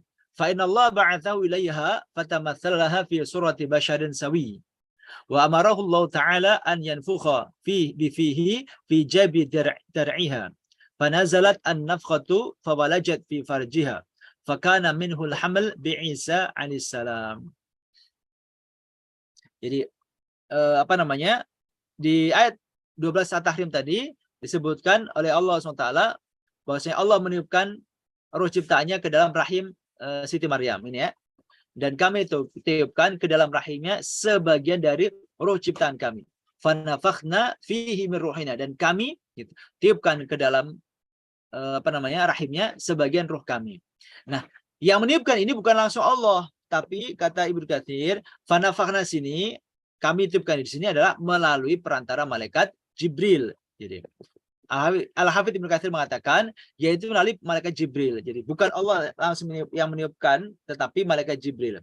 Jadi yaitu melalui malaikat Jibril. Sesungguhnya Allah mengutus Jibril kepada Maryam dalam rupa seorang manusia yang sempurna atau yang tampan tadi. Nah, dan memerintahkan kepada Jibril agar meniup dengan mulutnya ke dalam baju kurung Maryam sekali tiup. Jadi, Jibril meniup ke bajunya Siti Maryam gitu. Maka tiupan itu turun ke bawah dan memasuki farjinya atau disebut alat kelaminnya Siti Maryam. Jadi tiupan itu turun ke farjinya Maryam. Lalu terjadilah kehamilan karenanya, yaitu mengandung Isa bin Maryam. Ini menurut Imam Ibnu Katsir rahimahullah, jadi bukan Allah Ta'ala langsung yang meniupkannya, tapi Allah perintahkan malaikat Jibril. Nah, akhirnya Maryam pun kemudian mengandung, dan ini adalah ujian yang sangat berat yang harus dilewatinya. Bagaimana tidak? Dia selama ini dikenal oleh masyarakat bahwasanya dia adalah seorang wanita solehah yang taat beribadah, putri dari ulama dan orang yang paling soleh di zaman itu.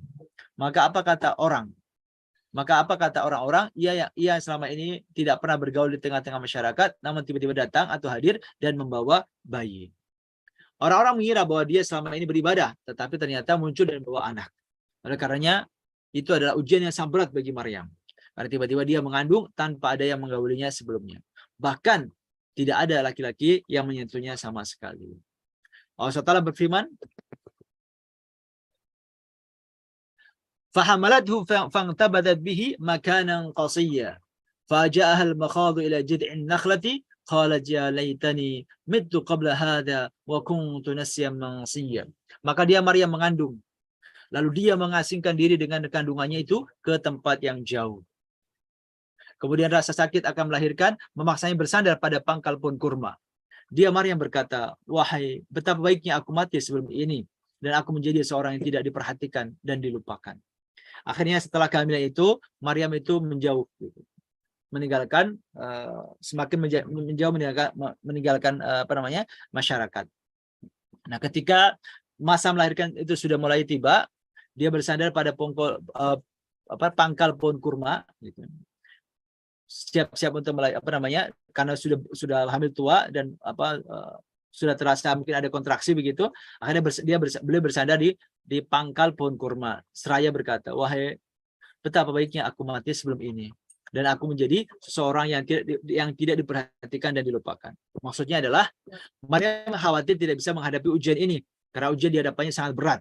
Bahkan cercaan dan hinaan manusia sudah bisa dia bayangkan di hadapan matanya.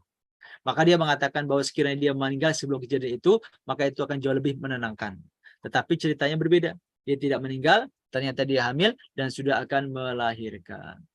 Baik, Bapak sekalian, itu kira-kira yang dapat saya sampaikan pada kesempatan pagi hari ini tentang kisah mengenai kehamilan Maryam dan penjelasan tentang kemuliaan dari Siti Maryam. Semoga bermanfaat untuk kita semuanya, dan saya kembalikan lagi waktu kepada Dr. Arifin. Dokter. Jazakallah khair, Ustaz. Sedikit lagi, Dokter. Udah cover kelewatan. Oh, ada tambahan? Ya, maaf, Dokter. Ini silakan, maaf kelupaan. Ada satu hal yang mungkin perlu saya jelaskan untuk antisipasi, barangkali Bapak Ibu ada yang pernah mendengar Maryam itu nabi atau bukan gitu ya. Karena kan tadi malaikat Jibril datang gitu ya. Beliau orang yang terpilih segala macamnya gitu. Kalau soal Maryam istri Allah Ta'ala itu tidak, wal'iyadzubillah. Tapi Maryam apakah nabi atau tidak? Nah, dalam hal ini ulama sepakat bahwa semua rasul adalah laki-laki. Jadi kalau soal rasul, semua ulama sepakat rasul itu laki-laki semua. Karena Allah SWT berfirman dalam surat Al-Anbiya ayat 7, "Wa ma arsalna qablaka illa rijalan nuhi ilaihim." Kami tiada mengutus rasul-rasul sebelum kamu Muhammad, melainkan beberapa orang laki-laki yang kami beri wahyu kepada mereka. Nah, dari ayat ini semua ulama sepakat rasul itu semua laki-laki. Gitu. Tetapi kalau nabi gitu, ada perbedaan di kalangan para ulama. Sebagian ulama mengatakan bahwa ada nabi perempuan. Di antaranya adalah ibunya Nabi Musa dan Maryam. Gitu. Di antara yang berpendapat seperti ini adalah Imam Abu Hasan Al-Asy'ari, kemudian Imam Al-Qurtubi, dan Imam Ibnu Hazm. Itu yang berpendapat bahwa ada nabi perempuan. Siapa mereka? Di antaranya ada ibunya Nabi Musa yang pernah mendapatkan wahyu. Kemudian Maryam itu dianggap juga nabi. Ini karena asumsinya, karena di antaranya mereka berpendapat bahwa nabi itu orang yang mendapatkan wahyu untuk dirinya sendiri dan bukan untuk disampaikan kepada umatnya. Gitu. Sehingga kemudian muncul pendapat turunan bahwasanya kalau begitu dimungkinkan perempuan itu menjadi nabi. Gitu. Ini pendapat sebagian kecil dari ulama. Di antaranya adalah pendapat Imam Abu Hasan Al-Asy'ari yang dikenal sebagai pendiri madhab Asy'ariyah, kemudian Imam Al-Qurtubi dan Imam Ibnu Hazm. Tapi jumhur ulama berpendapat bahwasanya semua nabi itu laki-laki sebagaimana rasul gitu. Wa qad naqala Qadhi Iyad an jumhuril fuqaha anna Maryam laysat binabiyyin gitu. Al-Qadhi Iyad menukil dari pendapat jumhur atau mayoritas fuqaha bahwasanya Maryam laysat binabiyyin, laysat binabiyatin. Maryam itu bukanlah seorang nabi Itu kata qadiyat ini jumhur ulama, jumhur fuqaha. Jadi mayoritas fuqaha itu mengatakan Maryam bukan nabi. Kemudian wadakar Nawawi fil Adhkar, Imam Nawawi menyebutkan dalam kitab Al-Adhkar beliau dari Imam Al-Haramain bahwasanya dinukil ijma bahwasanya Maryam itu bukan seorang nabi. Gitu. Jadi kalau Al-Qadiyat mengatakan jumhur fuqaha mengatakan Maryam bukan nabi. Imam Nawawi bahkan mengatakan telah ijma di kalangan para ulama bahwasanya Maryam itu bukan nabi. Apa bedanya antara jumhur dan jumhur itu arti mayoritas, kemudian kalau ijma itu artinya kesepakatan. Kalau jumhur itu artinya begini, misalkan ada 100 ulama, lalu 80 berpendapat A, yang 20 berpendapat B, itu namanya pendapat jumhur, 80 gitu. Tapi kalau 100 ulama dan semuanya itu mengatakan pendapatnya A, itu namanya ijma. Jadi kalau ijma itu konsensus, kesepakatan, nggak ada yang beda. Tapi kalau mayoritas itu artinya kayak tadi, 100 ulama, 80 pendapat A, nah itu berarti jumhur. Nah kalau Al-Qadiyat mengatakan, ini pendapat jumhur yang mengatakan bahwa Maryam itu bukan nabi. Tapi malah Imam Nawawi mengatakan ini adalah ijma, menukil pendapatnya Imam Al-Haramain. Kemudian waja'ani Hasan Al-Basri laisa fi nisa'i nabiyyatun wala fil jinn. Kata Imam Hasan Al-Basri, seorang ulama tabi'in mengatakan tidak ada di kalangan para wanita itu seorang nabi. Demikian pula tidak ada nabi di kalangan bangsa jin. Baik, jemaah sekalian, itu penutupnya. Maaf tadi kelewatan. Udah berbantu kita semuanya. Saya kembalikan lagi waktu yang sebenarnya kepada Dr. Arifin. Tahu Dr. Ya, jazakallah khair Ustaz. Iya. Masya Allah teman-teman sudah dari kisahnya Siti Maryam dan kelahiran proses hamil dan melahirkannya sih sebenarnya sih. Proses kehamilannya. Ada beberapa yang ditekankan dalam hal ini terkait sama kisah ini.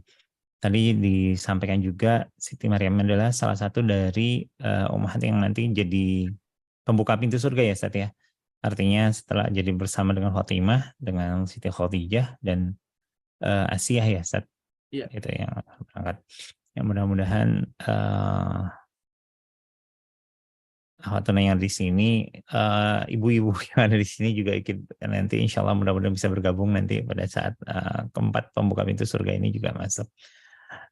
Ustaz, terkait sama kisahnya Maryam, Allah tegaskan dengan jelas bahwa menyebutkan nama sebagai bentuk menghambakan ya Ustaz ya. Dalam mungkin bahasa narasinya itu bukan di mana kebiasaan saat dulu kalau misalnya seorang yang secara status dianggap tinggi itu tidak disebutkan namanya, tapi kalau budak disebut namanya.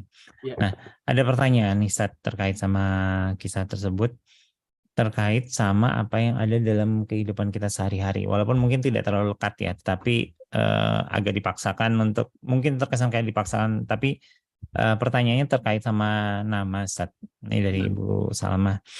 Kebiasaan yang muncul kan sebenarnya nama kunyah ya, dalam artian saya misalkan Arifin, kalau misalnya merujuk pada budaya Arab adalah Abu Khaira misalkan. Terus habis itu umunya umu anak pertama sama Umu Khaira. Nah, tetapi kalau di kulturnya kita yang dilekatkan adalah nama suami. Iya. Kan yang seperti kalau kasusnya Abu Salma, Ibu Salma itu suaminya namanya Pak Supriyatno. Jadi saya sering sebut sebagai Ibu Supriyatno. Nah, kalau dalam bentuk sapaan itu sepahaman saya sih tidak menjadi masalah, tapi mohon pendapat Ustadz. Ya. Tapi kalau menasabkan, nah ini yang biasanya juga jadi kultur di kita. Setelah menikah, tiba-tiba nama kita masuk ke dalam nama istri. Nah, itu yang mungkin ada tambahan pertanyaan kasus dalam hal ini, Ustadz. Itu seperti apa? Lalu adakah nilai pahala dalam hal ini, Ustaz? Karena kan dalam artian kita mengasimilasi budaya, tetapi nawaitunya adalah bukan ikut budayanya, asan ataupun tidak, tetapi dalam artian kita nawaitunya adalah untuk ibadah. Pada saat kita menggunakan pola nama kunyah, apakah ada dalil bahwa kita mendapatkan satu pahala dalam hal itu? Atau ya sudah, untuk dalam konteksnya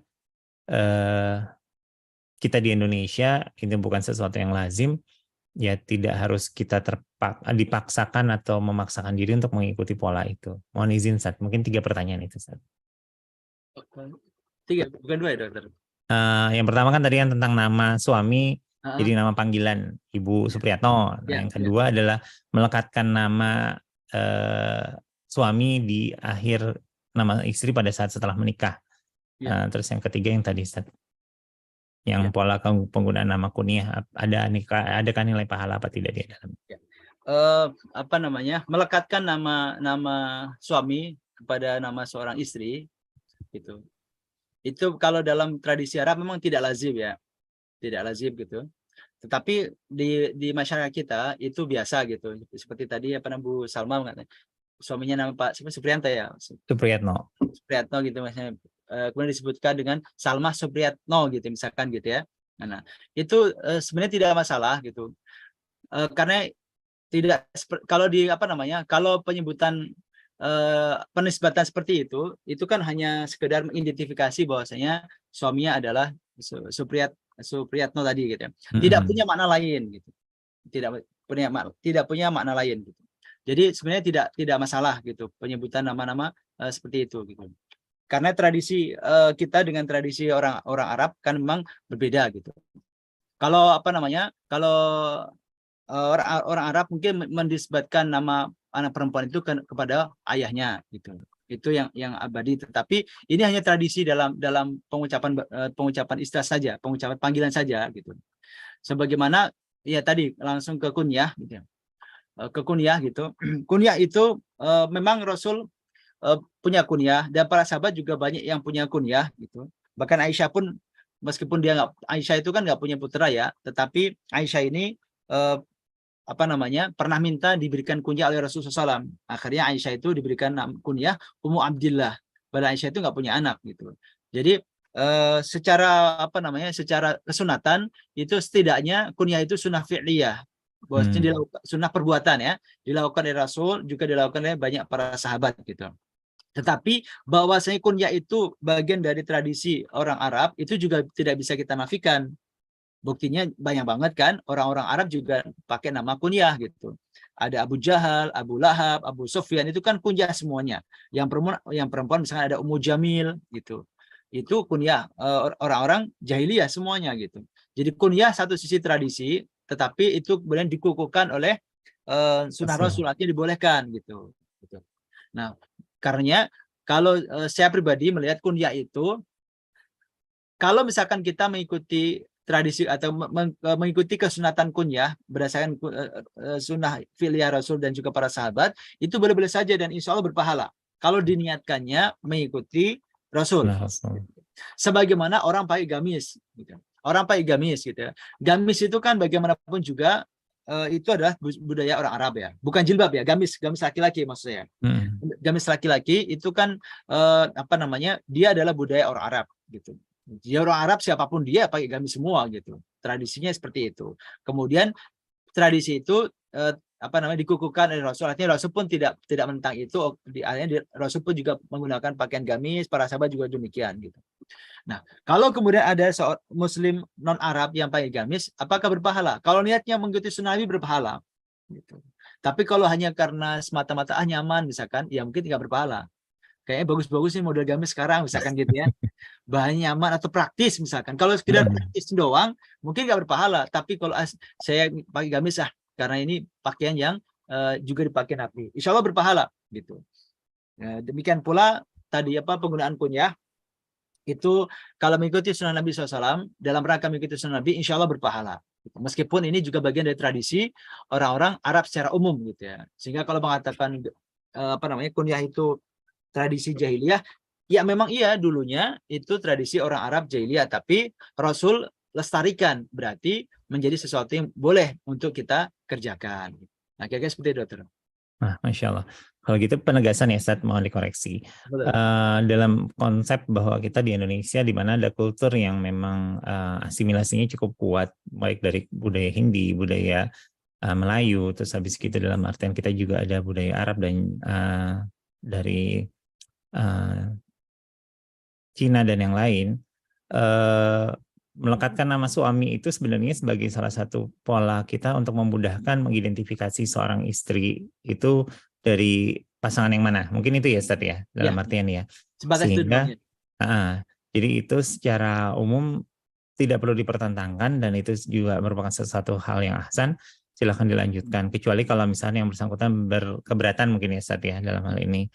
Dan apapun misalkan dibilang sebagai nama suami dilekatkan nama istri hanya sebagai panggilan nggak ada masalah. Itu tidak merubah nasab kan dalam konteksnya Tidak. yang diributkan kemarin-kemarin kan nasabnya jangan ditempel gitu. Ya. Misalkan akhirnya dimasukkan. Karena sepahaman saya juga tidak semudah itu setelah menikah terus langsung merubah akte kan, posesinya lain tuh. Ya, Jadi betul. hanya sebagai panggilan aja pada saat masuk apalagi dalam satu lingkungan baru atau lingkungan rumah tangga mungkin itu Ustaz. Ya, Jadi untuk pertanyaan Bu Salma itu tidak mengapa. Untuk yang tadi tentang nama kunyah, seperti halnya tadi penggunaan gamis, artinya ini juga saya diingatkan sih Ustaz, tadi barusan. Artinya sunnah itu dalam apa yang dilakukan oleh Rasulullah, baik dalam diamnya memperbolehkan, dalam perkataannya, perbuatannya, dan mungkin tidak selalu dalam kita dapatkan dalil yang dalam bentuk narasi mungkin ya Ustaz itu ya. Sehingga penggunaan gamis ataupun kunyah bila mana disandarkan pada nawaitu kita untuk mengikuti apa yang dikerjakan. Nah ini kalimatnya mungkin ya, dikerjakan oleh Rasulullah SAW, insya Allah ada nilai pahala di dalamnya. Tetapi kalau misalkan nawaitunya hanya ikut budaya-budayanya dan akhirnya malah jadi sesuatu yang lain, satu mungkin tidak akan mendapatkan nilai pahala, wallahu a'lam bishawab. Tapi yang kedua, ini kan sekarang udah mulai masa-masanya pil-pil lagi nih, Ustaz.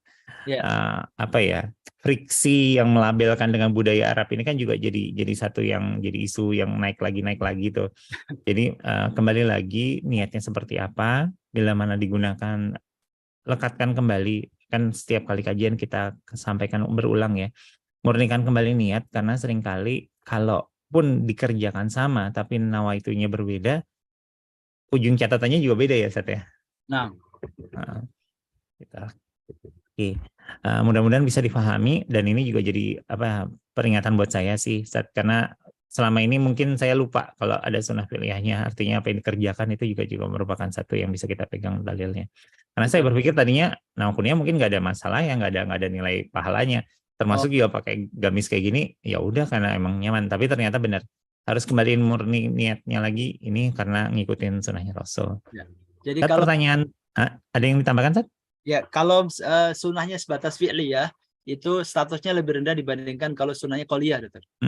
Kalau sunnahnya qauliyah ada perintah langsung dari Nabi gitu ya, dalam bentuk ucapan, itu lebih tinggi kedudukannya dibandingkan kalau Rasul sekedar melakukan tanpa menyuruh gitu. Seperti itu. Nah, termasuk juga yang mungkin terkadang suka diributkan oleh masyarakat gitu, orang manggil umi abi gitu ya, atau ayah bunda gitu. Suami bilang ke istrinya Buddha gitu, atau istrinya bilang ke suaminya ayah gitu, itu dianggap itu merusak nasab gitu, itu dia kan masih memanggilkan anaknya gitu. Jadi kita jangan terlalu tekstual banget gitu loh, memahami bahasa itu jangan tekstual banget gitu, bahasa itu kan ada konteksnya kan gitu, seperti itu. Jadi panggilan umi abi gitu ke pasangan itu sebenarnya semua orang paham bahwasanya masing-masing itu manggilkan untuk anaknya kan gitu. Jadi hal seperti itu juga mohon difahami secara kontekstual gitu, jangan terlalu tekstual banget, terlalu literal sehingga seolah suami manggil istrinya dengan ibu atau bunda gitu ya, dianggap mengibukan istrinya gitu ya. Lalu jadi debat kusir gitu. Itu berarti tidak memahami konteks bahasa gitu, hanya tekstual bahasa doang saja. Ini jadi apa ya? Jadi pengingat buat kita semua, termasuk saya pribadi. Islam itu luas justru dan tidak rumit. Kita yang bikin rumit sebenarnya ya Ustaz ya. Dalam hal ini situasi yang sudah ada, asal dengan pemahaman yang sudah bergerak, itu tuh sebenarnya tidak perlu kita tidak perlu kita konfrontir lah istilahnya dalam hal ini. Penggunaan ayah ibu itu kan sebenarnya seperti yang disampaikan Ustaz, atau umi abi itu kan hanya membiasakan anak supaya dengan panggilan yang sama. Bayangkan kalau kita pakai kultur barat di mana kita menggunakan nama langsung gitu loh.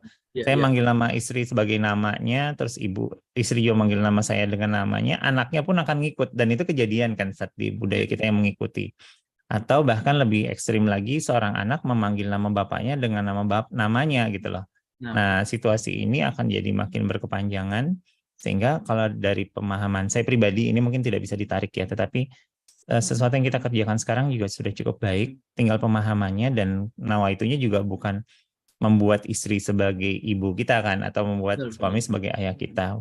Hanya saja kita melakukan itu untuk pendidikan dan pembiasaan anak untuk memanggil ibu dan bapaknya dengan kalimat yang baik. Sehingga kalau misalnya ada teman-teman yang mengkritisi kita dengan penggunaan nama itu atau panggilan istri dengan panggil ibu atau suami dipanggil dengan ayah, terima saja tapi jangan dikonfrontir juga ya Ustadz ya. Biarkan saja dengan pemahamannya. Kalau Ya. misalkan kita punya pemahaman sendiri, kita lanjutkan. Karena jangan sampai friksi atau perpecahan umat itu terjadi untuk hal-hal yang sebenarnya tidak perlu diperdebatkan. Betul, Itu betul. justru makin jauh. Termasuk dalam hal ini penggunaan yang nama tadi ya. Iya. Misalkan dibilang, saya juga ada yang pernah yang mengkritisi Ustadz, kenapa nggak pakai nama kunyah aja Abu ini?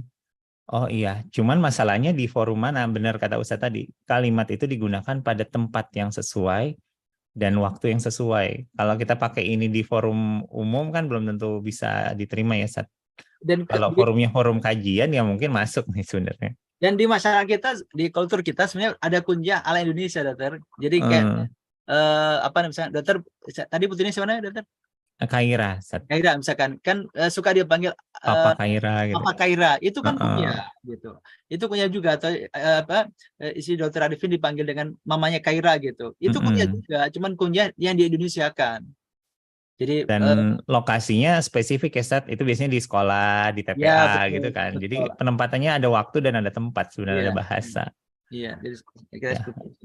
Dan sedikit tambahan tadi, penyebutan nama pasangan itu, kalau diganti apapun itu sebenarnya juga agak apa namanya, bikin perdebatan kalau misalkan dimaknai secara tekstual ya. Misalkan gitu, suami manggil istrinya Dek gitu. Lah emang adiknya kan gitu. Ya, akan lebih luas ya, jadi makin kemana-mana. Ya, betul, jadi ribet gitu. Istri manggil suaminya Bang gitu, atau Mas misalnya, atau AA misalnya, emang kakaknya gitu kan gitu. Akhirnya terus panggilannya pas apa? Jadi ya kalau yang pas sesuai dengan nasab ya, sesuai dengan apa ya, suamiku atau istriku ya. Ya hanya wahai suamiku, wahai istriku doang gitu. Tapi jadinya geli ya, Ustaz. Iya, gitu. Jadi itu sesuatu inilah apa namanya, kita harus fleksibel mensikapi keluasan bahasa gitu. Ya. Ya, Masya Allah. Ya, Alhamdulillah ya, Ustaz. Hari ini sebenarnya bahasanya tentang Siti Maryam dan kehamilannya, tetapi ternyata relate dengan kehidupan kita sehari-hari. Salah satunya adalah penggunaan nama, di mana Allah juga tegaskan Maryam ini bukan istrinya seperti halnya yang diasumsikan ataupun dinarasikan oleh ahli kitab yang kurang tepat, dan dengan dalil-dalil yang ada. Dan Siti Maryam juga salah seorang yang dimuliakan oleh agama kita, tidak seperti klaim yang lain, dan beliau merupakan salah satu wanita pembuka surga nanti, yang insya Allah akan diikuti oleh umahat-umahat yang di sini ya, mudah-mudahan oleh ibu-ibu yang ada di sini, sahabat-sahabat kami yang ada di sini juga mudah-mudahan bisa ikut dalam rombongan beliau nantinya di yaumul akhir. Dan mudah-mudahan doakan juga suami-suaminya juga ikut ya, Bu. Oke. Demikian yang kita bisa sampaikan pada pagi hari ini. Semoga bermanfaat. Apa yang benar semua datangnya dari Allah, dan kita terima wasilahnya dari apa yang disampaikan oleh Ustaz Fathul Umam. Ada lagi, Ustaz? Ini di chat satu lagi loh, apa yang kehamilan itu? Oh iya, apakah Ummu Maryam ini mengandung selama 9 bulan atau prosesnya cepat? Ya deh, saya nukilkan pendapat para ulama tentang ini ya. Jadi para ulama berpendapat tentang berapa lama masa kehamilan dari Siti Maryam. Kalau jumhur ulama itu mengatakan bahwasanya masa kehamilan dari Siti Maryam ketika mengandung Nabi Isa itu normal, jadi 9 bulanan gitu. Tapi ada riwayat dari Ikrimah, salah seorang sahabat Nabi, mengatakan 8 bulan gitu, 8 bulan. Lalu ada komentarnya, karenanya tidak ada satupun bayi yang lahir 8 bulan yang akan hidup, katanya begitu. Nah, walau benar apa tidak gitu. Jadi kalau jumhur mengatakan 9 bulan normalnya seorang ibu, tapi ada riwayat dari Ikrimah, seorang sahabat Nabi SAW, sama niati ashur, qala walihada la ya'ishu walad thamani ashar, hifdhan li khawsati Isa. Jadi kalau kata Ikrimah, seorang sahabat Nabi, Maryam itu hamilnya 8 bulan gitu. Karenanya dalam perjalanan kehamilan itu biasanya seorang ibu yang lahir 8 bulan itu bayinya tidak bertahan lama gitu. Ini karena dalam rangka Allah menjaga spesialis kekhususan Isa gitu. Isa ini satu-satunya bayi yang lahir 8 bulan yang hidup sampai dewasa gitu. Nah, awalam apakah dalam realitanya seperti itu atau tidak tuh? Yang 8 bulan itu biasanya nggak bertahan lama gitu. Nah, kalau dalam mungkin secara keilmuan ya, Ustaz, kalau misalkan kita bicara ya ajal itu kan Allah yang tentukan. Jadi yang 9 bulan pun bisa aja juga ujungnya tidak bertahan lama. Tapi kalau dulu di mana ilmu kedokteran support pada saat bayi lahir dan yang lain mungkin belum optimal, apalagi kita tahu zaman sebelum ditemukannya ilmu kedokteran baik yang modern ataupun yang klasik seperti sebelumnya, potensi atau resiko untuk bayi tidak bertahan jadi lebih besar memang. Tapi kalau untuk situasi saat ini, bahkan yang lahirnya baru 6 bulan berat badan 1000 atau kurang pun masih mungkin kalau Allah izinkan sih, Ustaz. Tapi secara teori dulu iya, mungkin relate pada budaya dulu sih, Ustaz. Tapi kalau dari sisi empiris ya, tetap ini ada secara realita tetap ini banyak yang apa? Kalau secara realita saat ini 8 bulan tuh kita bilang kebertahanan hidupnya itu masih bisa dibilang aman, Ustaz. Kalau di kami ya. Tapi kalau di bawah 6 bulan, di bawah 7 bulan, nah itu baru resikonya besar. Oh iya. Berarti nah ini sedikit saya tambahkan, saya tegaskan. Nah kayak gini, ini kan tadi pendapat seorang sahabat ya. Jadi kalau Quran itu absolut kebenarannya gitu. Tapi kalau tafsir itu relatif gitu.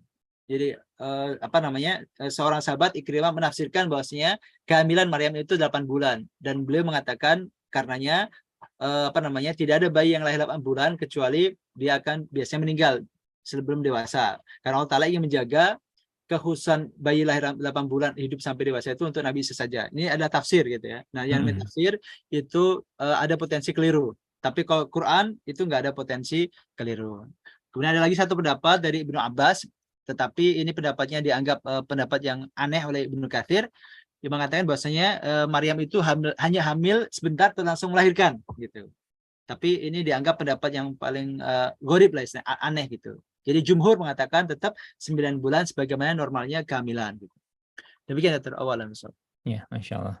Nah, diskusi terakhir ini ada kata poin penting juga nih dalam artian Islam sebagai satu agama yang justru paling paham dengan toleransi dan kemajemukan.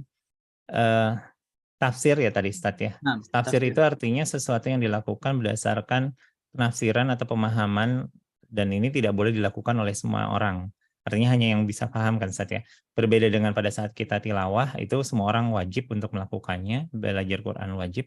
Tetapi pada saat tafsir, itu kita merujuk pada produk yang sudah dihasilkan, karena tidak semua orang boleh.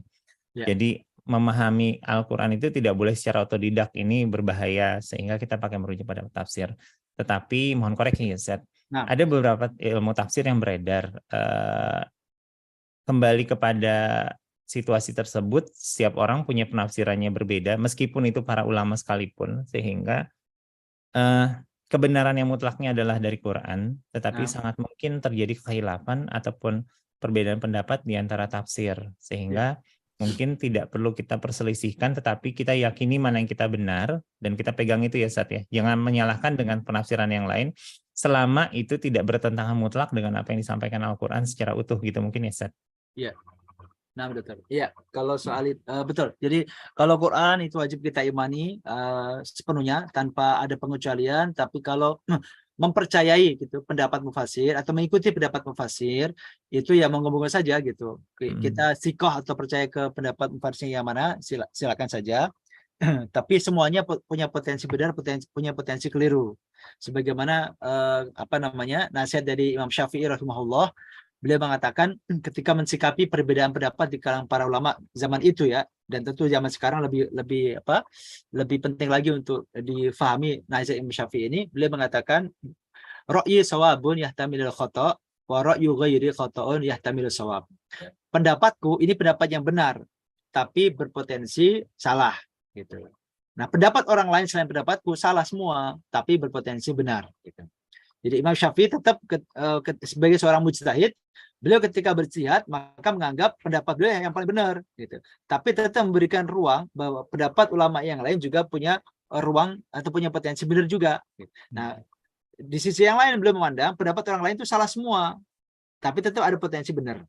Jadi kira-kira kalau mau diangkakan begini, dalam bahasa Imam Syafi'i itu pendapatku ini 95% benar, tapi tetap ada 50% derajat errornya gitu. Nah, pendapat orang lain itu 95% salah, tapi ada 5% potensi kebenarannya gitu. Nah, dengan demikian ketika kita tetap membuka ruang toleransi terhadap pendapat orang lain yang mungkin benar dan juga memahami bahwa pendapat kita juga potensi salah, kita tidak akan terjebak pada fanatisme buta yang menganggap seolah-olah pendapat guru kita, pendapat kiai kita itulah kebenaran itu sendiri. Nah, itu tidak benar kalau menganggap pendapat guru kita itu adalah kebenaran itu sendiri gitu. Itu adalah tafsiran yang sifatnya relatif. Yang kebenaran itu sendiri adalah Al-Qur'an. Yang kebenaran itu adalah Quran dan hadis Nabi yang sahih, itu adalah kebenaran. Adapun tafsiran, pendapat, uraian, penjelasan itu sifatnya relatif gitu. Bukan kebenaran itu sendiri. Ya. Awalam. Masya Allah. Kita diingatkan kembali, diperingatkan kembali, pahami ilmu, lekatkan pada dalil, dan terus belajar. Jangan taklid dengan seorang ulama ataupun ajaran Ustaz ya. Dalam hal ini bisa saja keliru. Semoga Allah tetap jaga kita untuk terus belajar. Semoga Allah perkenankan kita untuk istiqomah dalam belajar. Dan semoga Allah wafatkan kita pada saat kita sedang memegang kebenaran dalam pembelajaran. Jadi jangan sampai kita jatuh dalam kondisi yang taklid sehingga kita buta akan kebenaran sisanya. Justru itu yang jadi berbahaya.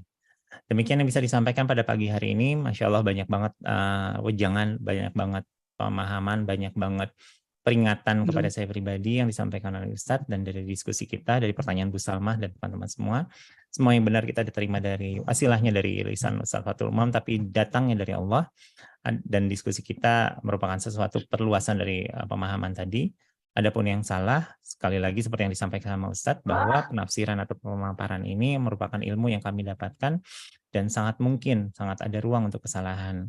Sehingga mohon dimaafkan, mohon minta doanya agar kami bisa terus memperbaiki diri dan terus belajar sehingga kami bisa tetap istiqomah untuk dalam jalan ini. Semoga kita semua dapat diperkumpulkan kembali di surganya. Allah perkenankan kita berkumpul dalam satu lingkungan nanti di surga.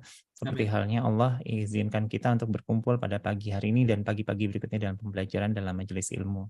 Mari kita tutup dengan istighfar, astagfirullahaladzim, astagfirullahaladzim, astagfirullahaladzim, dan doa kafaratul majelis. Subhanakallahumma wa bihamdik, asyhadu an la ilaha illa anta, astaghfiruka wa atubu ilaik. Assalamualaikum warahmatullahi wabarakatuh. Waalaikumsalam warahmatullahi wabarakatuh. Waalaikumsalam warahmatullahi wabarakatuh. Ibu Pak Mardhani, mudah-mudahan sehat semua ya. Kita ketemu lagi insya Allah di pekan depan. Assalamualaikum warahmatullahi wabarakatuh. Assalamualaikum warahmatullahi wabarakatuh.